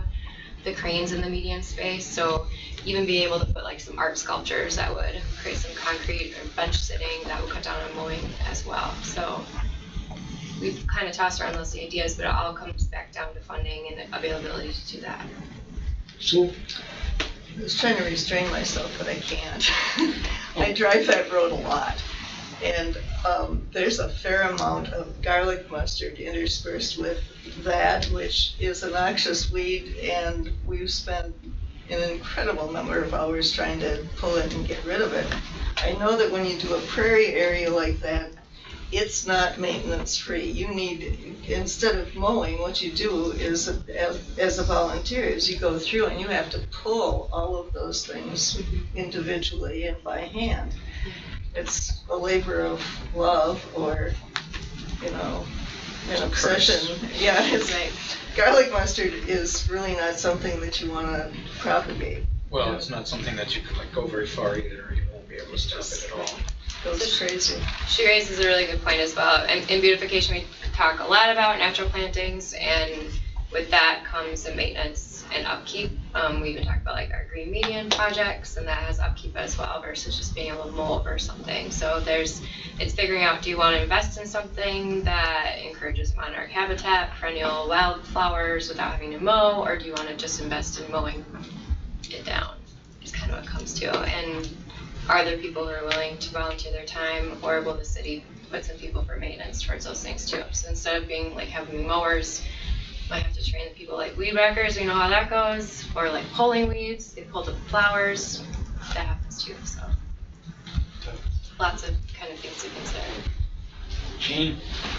I agree with what they're doing, or at least, there's only a finite amount of manpower, and how many millions of dollars were just spent on phase one. And it's gonna be a lot more than just running the mowers down there now. There's a lot of maintenance down there. That's going to accumulate a lot of man hours. And I think if we're going to spend that kind of money on those projects, they have to be a priority to maintain. So if we can find areas to cut down on mowing, I fully support that, because we want our river to look beautiful, and we want everybody, how many times have we heard that? So I think we need to concentrate our effort on making sure that space is beautiful, since we spent all that money. And if we can find areas not to mow and find some alternate, as long as we're not spending people pulling mustard weed all day.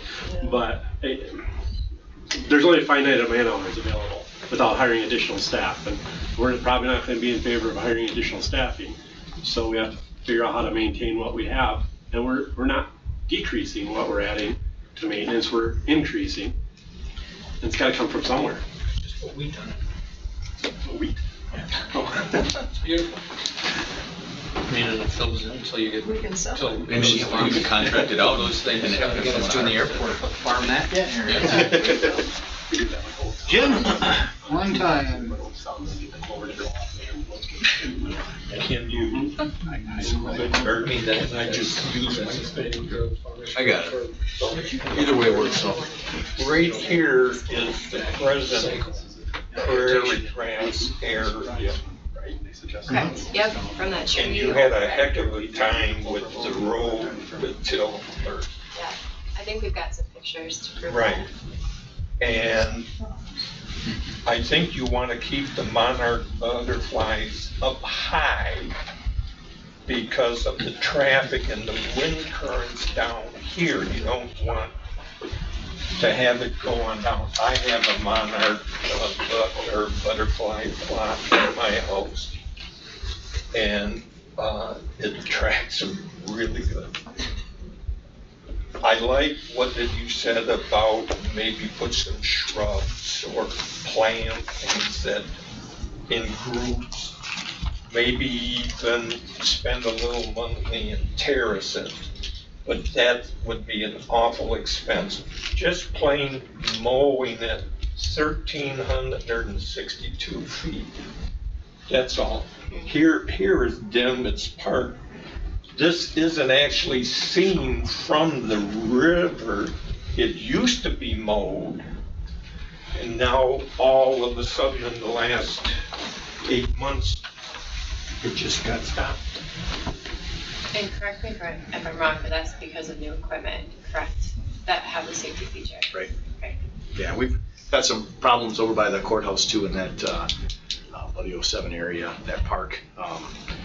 We can't mow that hill, and we've had, concerns from some of the property owners over there, try to go over there when it dries up, or you try to go over there with weed eaters and spend all day with 6 people with weed eaters trying to mow a slope. So, and again, some of these areas are areas that they're not used as park areas during the summer. So, we're trying to make the aesthetics of Wisconsin Rapids. Well, I would, the beautification committee, I guess, if they would look into what could be done there. Obviously, with the equipment restricts the mowing. So, Mr. Chairman. And we're growing, and we're adding more areas, as Shane said, so. Are you making a motion to refer it to the beautification council? I'll make that motion. I'll second that. Committee, anything else? Hearing none, all in favor respond by aye. Aye. Aye. Opposed? Ayes have it.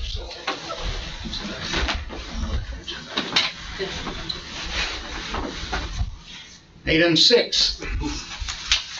Review the proposed garbage and recycling ordinance language.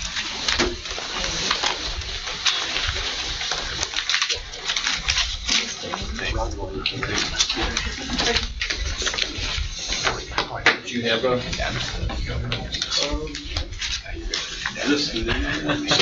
Oh yeah, I got all that in my mailbox. So what we have here are 3 sheets in the packet. We did not have this, Sue's been helping me out getting this chapter reorganized. It's something that we had a goal to try to do when we implemented our automated recycling program. The first page is the single sheet that's double-sided. It's just a reference on, our progress of the last several meetings. I just included that. The next page is the draft of Chapter 7, which is our solid waste collection, includes our refuse and our recycling activities. And the third part of the packet is the old ordinance for reference. Obviously, since you've just received this tonight, I don't think we're in a position to take any action on it, obviously. And as staff is reviewing it, there's a few minor adjustments, not to the scope of the ordinance, but just for some clarification and minor adjustments. So I guess what I would ask the committee to do is, review this document. If you have comments individually, please feel free to contact me. And I'd like to try to schedule a follow-up special Public Works Committee meeting just for this review with a goal to try to get a recommendation in front of council at the December council meeting. Reason being is that it may take 2 readings. If it doesn't pass unanimously, it'll take 2 readings. If it's read in December, doesn't pass unanimously, it'll be read again in January. That's about the time we want to start getting our letters out to the public on the scope of the program. So we really want to make sure that the ordinance is passed so that our letters and the information we pass on to the public is consistent then with the ordinance. So if we put it off any longer, it could potentially impact how we kick the program. Committee, would you want to schedule call the meeting, but before council here? Not on the night of council, obviously. No. Yeah, that was my first question is, next Tuesday? Do we anticipate it being longer than just a meeting that could be in front of council?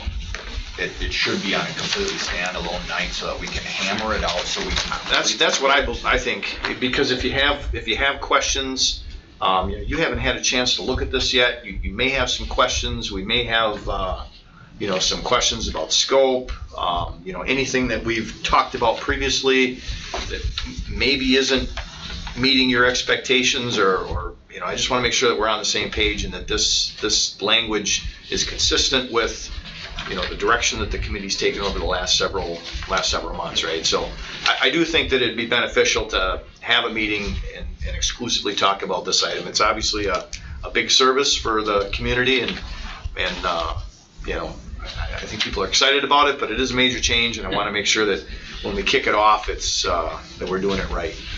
I don't have a problem with having, I don't know if we call it a special meeting or a second Public Works Committee meeting to specifically discuss this, but if we're going to do it, which we are, what I want to do is make sure that, because that's the only issue, or that's the only agenda item, that we're able to get it to community media access so that they could publish it wherever they need to publish it, so it doesn't look like we're circumventing the typical committee process. Because this is going to be a one-item agenda. We could prepare the agenda tomorrow and get it out there if we select a date and time. Absolutely. It shouldn't be a problem. That is my main concern with this. Otherwise, I don't have a problem with having a separate meeting. Along with the meeting that was called for finance, what did they have on their agenda on Tuesday?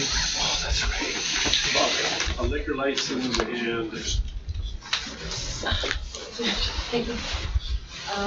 was a second. yeah. I was just wondering how long it'd be, if we could do it that night. It seems Yeah, like maybe we we have should do it then. I know. every single time. Oh, we could schedule it for 6, and if that meeting goes long, we meet after they're done. The first night we were here until 9. You know. Sarah, That meeting was, that's for 5, right? I tried, so I mean. Let's, if it's all committee, let's meet at 6 o'clock that evening. The finance is at 5, hopefully they can get through with that, and we'll start right on time, or we could have a different room to go into. And So could we potentially have a motion to table this item until 6 p.m. Tuesday, December 11th? I move. Table or postpone. I don't want to be that stickler, but postpone until next. Is that proper? Postpone. Okay. Yeah, I second. All in favor, respond by aye. Aye. Opposed, ayes have it. Oh, the mayor's, Oh, yeah. the aquatics like, thing. Yeah. Okay, that's right. Right. Yes. That probably, yeah. That's right. All right, item 7, take action on change order proposals related to, there is 3 of them, the west side lift station manhole replacement, unexpected manhole condition. That's A.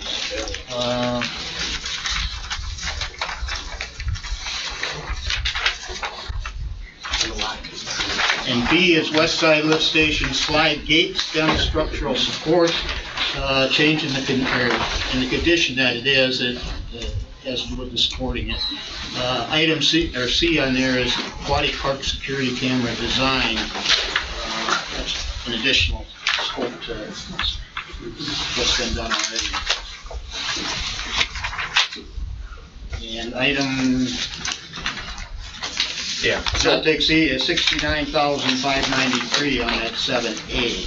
Right, so on 7A, that particular item is related to a manhole. The scope of the project, the intent was to have the contractor core into the existing manhole that services the existing west side lift station. Upon further investigation by the contractor, they expressed concern that the lower section of that manhole was constructed out of a block that they didn't feel would be structurally suitable for coring.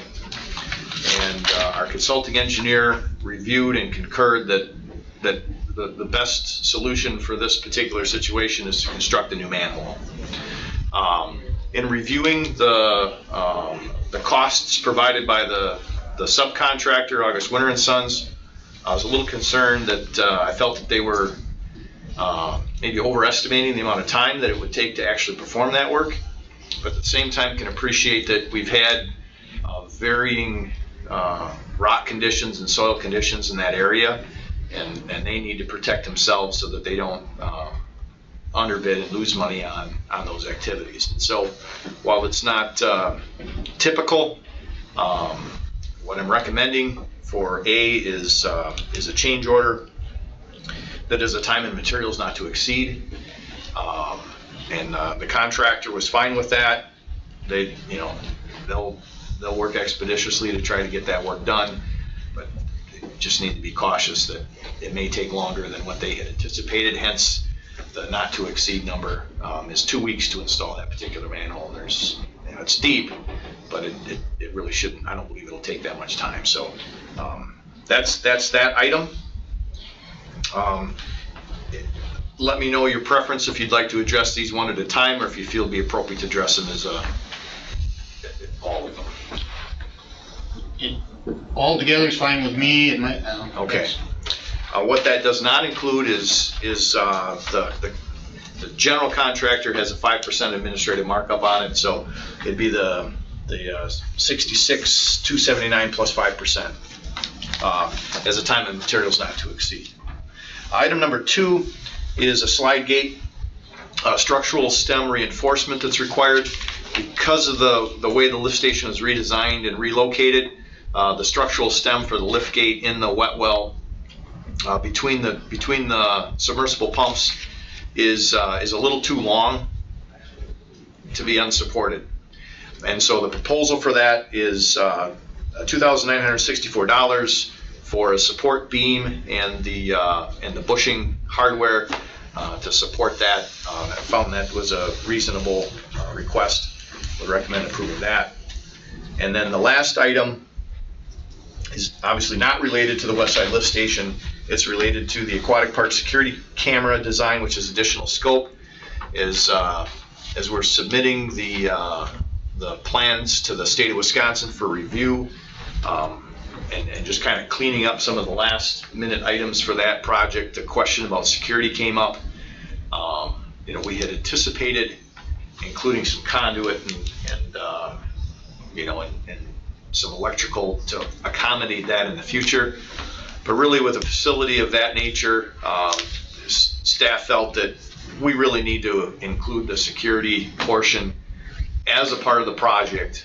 And since that wasn't part of the scope, we requested MSA to submit a proposal to amend the scope, and that proposal came in to their subcontractor for $2,000 plus then their 10% administration, so about $2,200 for that. Joe? Yes. Does that include potentially hitting the skate park? Because I don't think there's cameras there now, is there? I don't think we had anticipated that it hit the skate park, but it might be possible. I mean, the southeast corner of that building, we might be able to aim a camera in that direction. I'm just thinking, as long as you're doing the security cameras there, that'd be a nice area to make sure that's covered too, as long as you're doing it. Okay. All right, committee, any questions? I'll move to. Oh, it will, yeah, we can still, have discussion after motion's made, yeah. I'll move that we pay or go with the change order proposals on A, B, and C. Any amount that is listed. I second that, just have discussion for this. At least with the West Side Lift Station, with any of these, and hopefully we don't anticipate any further change orders or type of things for spending, but do we qualify for principal forgiveness on everything once the project is completely done then? So the amount of principal forgiveness was set for the entire project, and I believe that's capped. But the DNR did review these changes and approve them, so it does fall within the Clean Water Fund loan.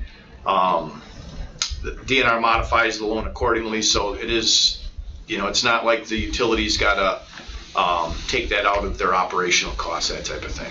So what is our principal forgiveness? Is it 15% or is it 12%? No, I think on this project it's a flat number. I think it was around 700,000, somewhere right around there. I'd have to look up the exact number, but sure, right around 700,000. Al? Lee, do you have anything? Or? I like that haircut. Getting late. Committee will vote then It's on a that, little late. all in favor of the change orders, respond by aye. Aye. Opposed, ayes have it. We can go to item 8, review referral document approval. Okay. Approved by the HR committee and consider approving its use for Public Works Committee. So our referral process has generally been praised by the other committees, as far as having a referral document and reviewing it every month. One of the things that we do lack is kind of a formal way to introduce referrals. And the Finance Committee has had a general form. The HR Committee has just approved a form. And that form would work just fine for our committee as well.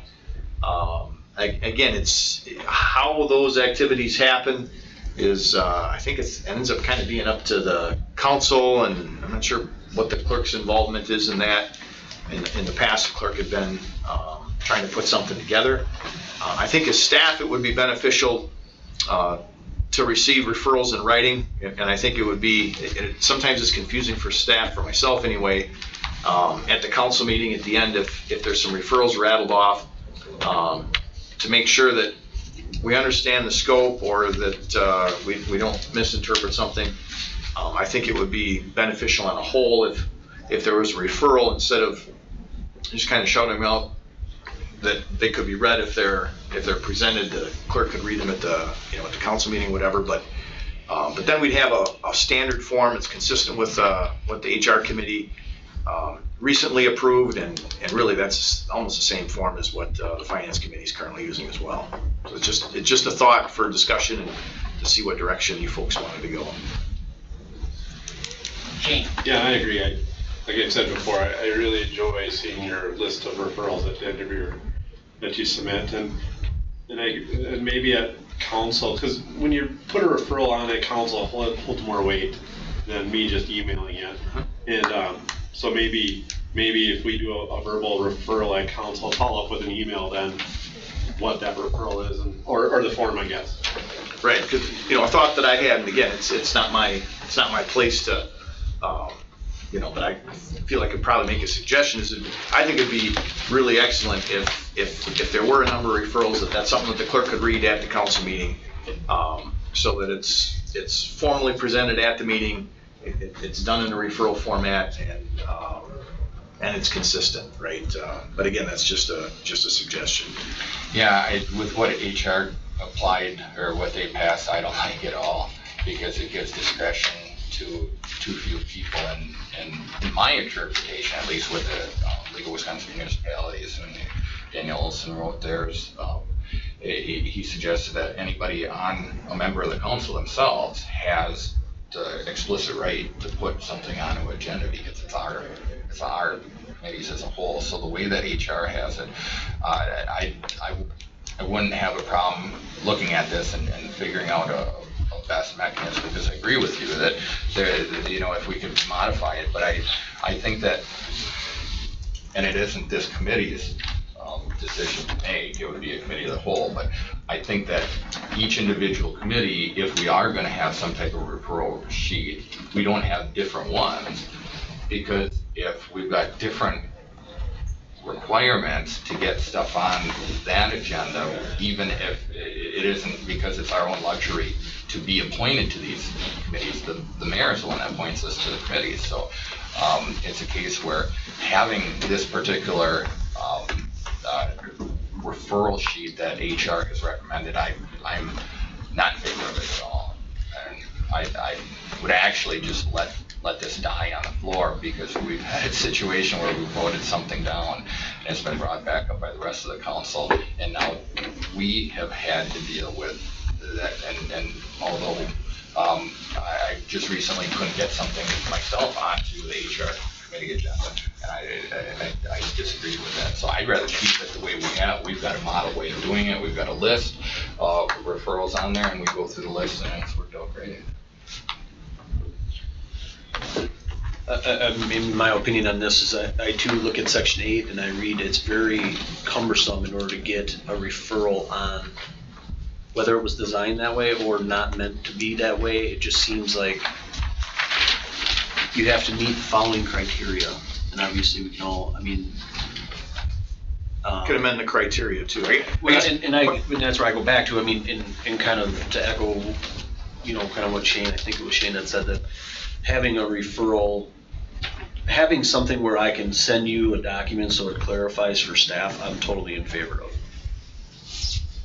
So with that being said, I just don't like this section, and I don't want to create a sheet that's not necessarily appropriate. I think if we were to create or do a committee of the whole, we would discuss, vet those issues out. I'm fine with that, and then make it across the board.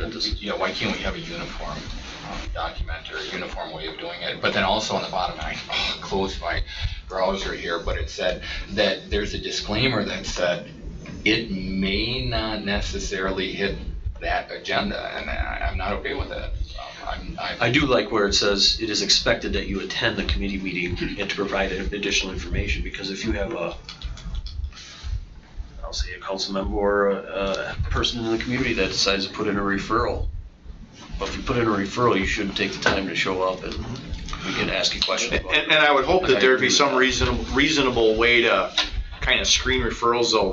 There are times where it might be a complicated referral requesting, something that's not something that you can just decide quickly. It might take the staff time to investigate, or a traffic study that's needed to review it, or some designs or preliminary estimates and things like that. And at least in the public works departments, I do my best to keep staff well engaged with projects that are moving forward, and so that there's some success in that. And if all of a sudden there's a referral that needs to be met next month, and there's, if it means setting other projects aside or whatever, I would hope that there'd be still discretion by the committee chair to decide, we're not ready to talk about that particular item yet. We don't have the details that we need to meet at a committee level and make decisions.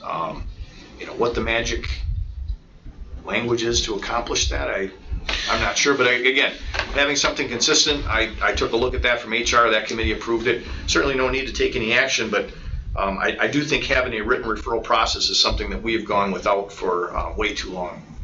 And even if it's something, just with that omitted or whatever. Well, and I think maybe as a body, we have done something different than what we potentially should do, because in my, I guess, the pure aspect of having something on the agenda is that even if it is an item, that staff needs to investigate with, they shouldn't even be investigating until the committee actually vets that issue.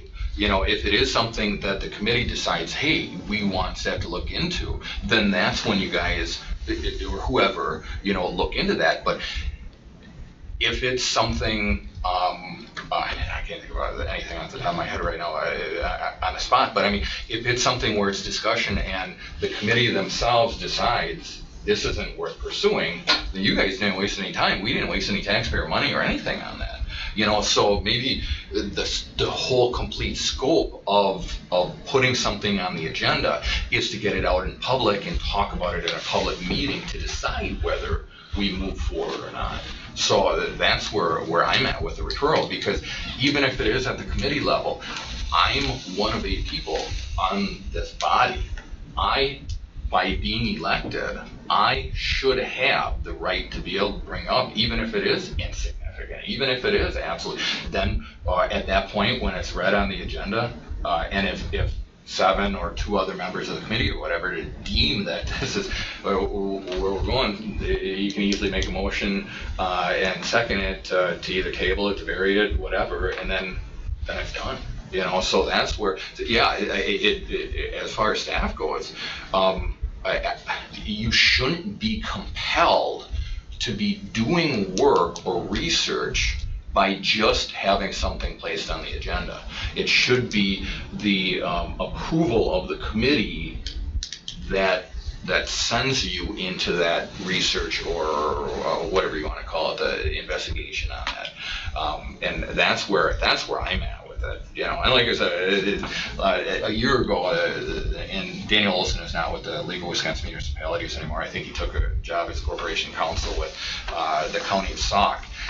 But he had that opinion, and the way that I interpreted his opinion in the municipality magazine was that it doesn't matter if someone is a chairperson or not. The chairperson cannot block a member of the body from bringing forth either a concern or a referral or an action item on either committee agenda or especially the common council agenda. So that's where, like I said, I wouldn't have a problem to streamline it, but the way that HR's document goes is that it is grossly close to preventing members of this body from not bringing forth an agenda item that should be publicly talked about.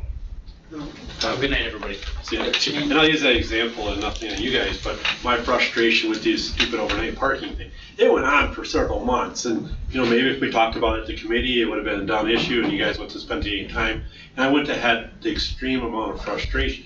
I'll tell you, not extreme, but frustration. I have extreme frustration with residency, but my frustration with the lack of just even talking about it, or maybe if we just would have talked about it, and everyone's like, it's a waste of our time, the committee has no interest in it, then you guys wouldn't even end up spend 5 minutes thinking about it.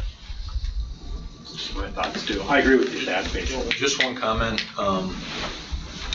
The one major benefit that I see with some sort of forum like this would be just that, like the residents that come in, they say, hey, I'd like to make a referral, or they're expressing concerns, and you say, well, you can make a referral to the Public Works Committee or whatever. Right now, it's just, we need you to write it down. We need something written, email, something in writing. It helps to, I agree with that. Jar their memory and say, hey, okay, these are a list of things that I see if I can get an answer for, or provide some detail on, so that the committee can say. Yeah, and I guess as staff attending a committee meeting, to even peek at it. Well, I'd like to be prepared, right? I'd like to make sure that we're here as a resource to provide you the information you need to make a decision, because if it's on the agenda, you can make a decision that night on it. And I may have to rethink that, right? I mean, if that's the desire of the committee. Well, it's a case where, as far as I'm concerned, if it is non-council members, then I don't, whatever, if you want to have a forum like that. But again, in the last month, when I made a recommendation or referral or whatever to the HR committee, I got a tongue lashing back from the chairperson. So I'm as skittish from anything. And again, this is, in my opinion, I'm not saying that this is fact, or I'm not citing any fact, but in my pure opinion, this is controlling my speech if I'm not able to get, as being an elected member of this body, if I can't get anything. Because ultimately what's going to happen is that I'm going to get it on the regular council agenda, and then the rest of it, then we talk about it publicly where everybody's watching on TV, not just at the committee meeting. So, I mean, I can see where there's a bottleneck with either other staff members or the public, but as far as I'm concerned, I've had some bad issues in the past, and what we've got right now isn't too bad. Make a note there's no action taken. Correct. Item 9, review the referral list. Would that preclude, because I do agree, and stop me if I'm going on, with the department wanting public and other staff members to fill out some requirement. I can see Thad's argument where, not to say that we should be above and beyond, but technically we are above and beyond as a governing body on deciding on agendas or referrals. But I don't think it's a bad idea that public and staff have to come up with, they just can't give a flip of language and say, we want to be on the committee for this. I do agree that there should be some, I hate to say higher standard for non-council people, but I don't think you're out of line requesting some information from public and other staff wanting to get on your agenda. Aside from other council people, but I don't know, it just makes sense to have something for you. Staff and public. I mean, I think the primary goal would be to, that more information, the right information is provided, and not so much that it's a hindrance to,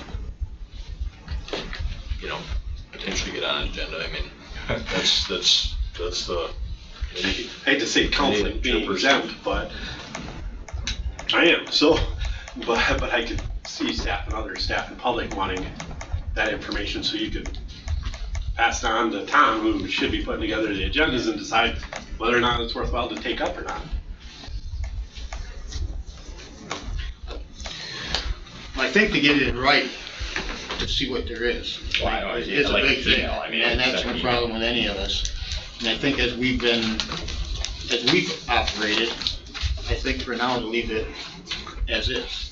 Well, what were the standards on there? I don't have it up, Lee, I'm gonna try and find it, but there was, you had to do this, and you had to do that, and you had to, and that's, Well, otherwise, just for the time being, skip item 8 entirely. Then it's just information, right? It's a referral form. We get it on the referral list so that as a committee, the committee can decide when it's appropriate to take it up. It's on the referral list then, and then as You're saying keep the referral list? I think it's good to keep the referral list. I think there's times when you may decide that we aren't ready to talk about this yet. We're not gonna talk about this until we have this information. Staff, would you put this together and get it to us? And as soon as you do, we'll decide when it's the right time. But we're not gonna forget it because we have the list. And to be able to review that every month and decide, this thing has sat there for a while. There hasn't been any more information or heat about it or public. Let's scratch it off the list. Or we need to address this thing. It's been on here for a while, or it might be something brand new, or whatever. I think that list becomes quite dynamic. The committee decides what it wants to do, when it wants to do it, and really that referral form just helps staff get the right thing on the list so that we didn't miss something. There's been a couple times in the past where I've had a council person, alder person come and talk to me that, hey, don't you remember I made that referral? And I don't see it on the referral list. I said, boy, I don't remember that, and I certainly don't want to fail the alder persons in the council in that way. But you do something in your committee, which is nice, is you actually review that list. And at that point, when you're reviewing the list, you have the potential to give updates.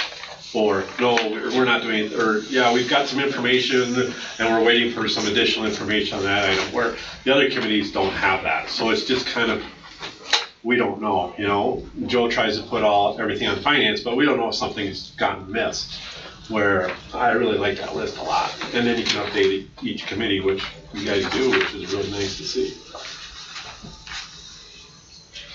Okay. And that brings us to number 10, adjourn. I do. Okay. This is something that's been bothering me, and I don't know if we do it for just this committee or we do it through the whole council and I bring it up at a council meeting, but the use of cell phones during the meeting,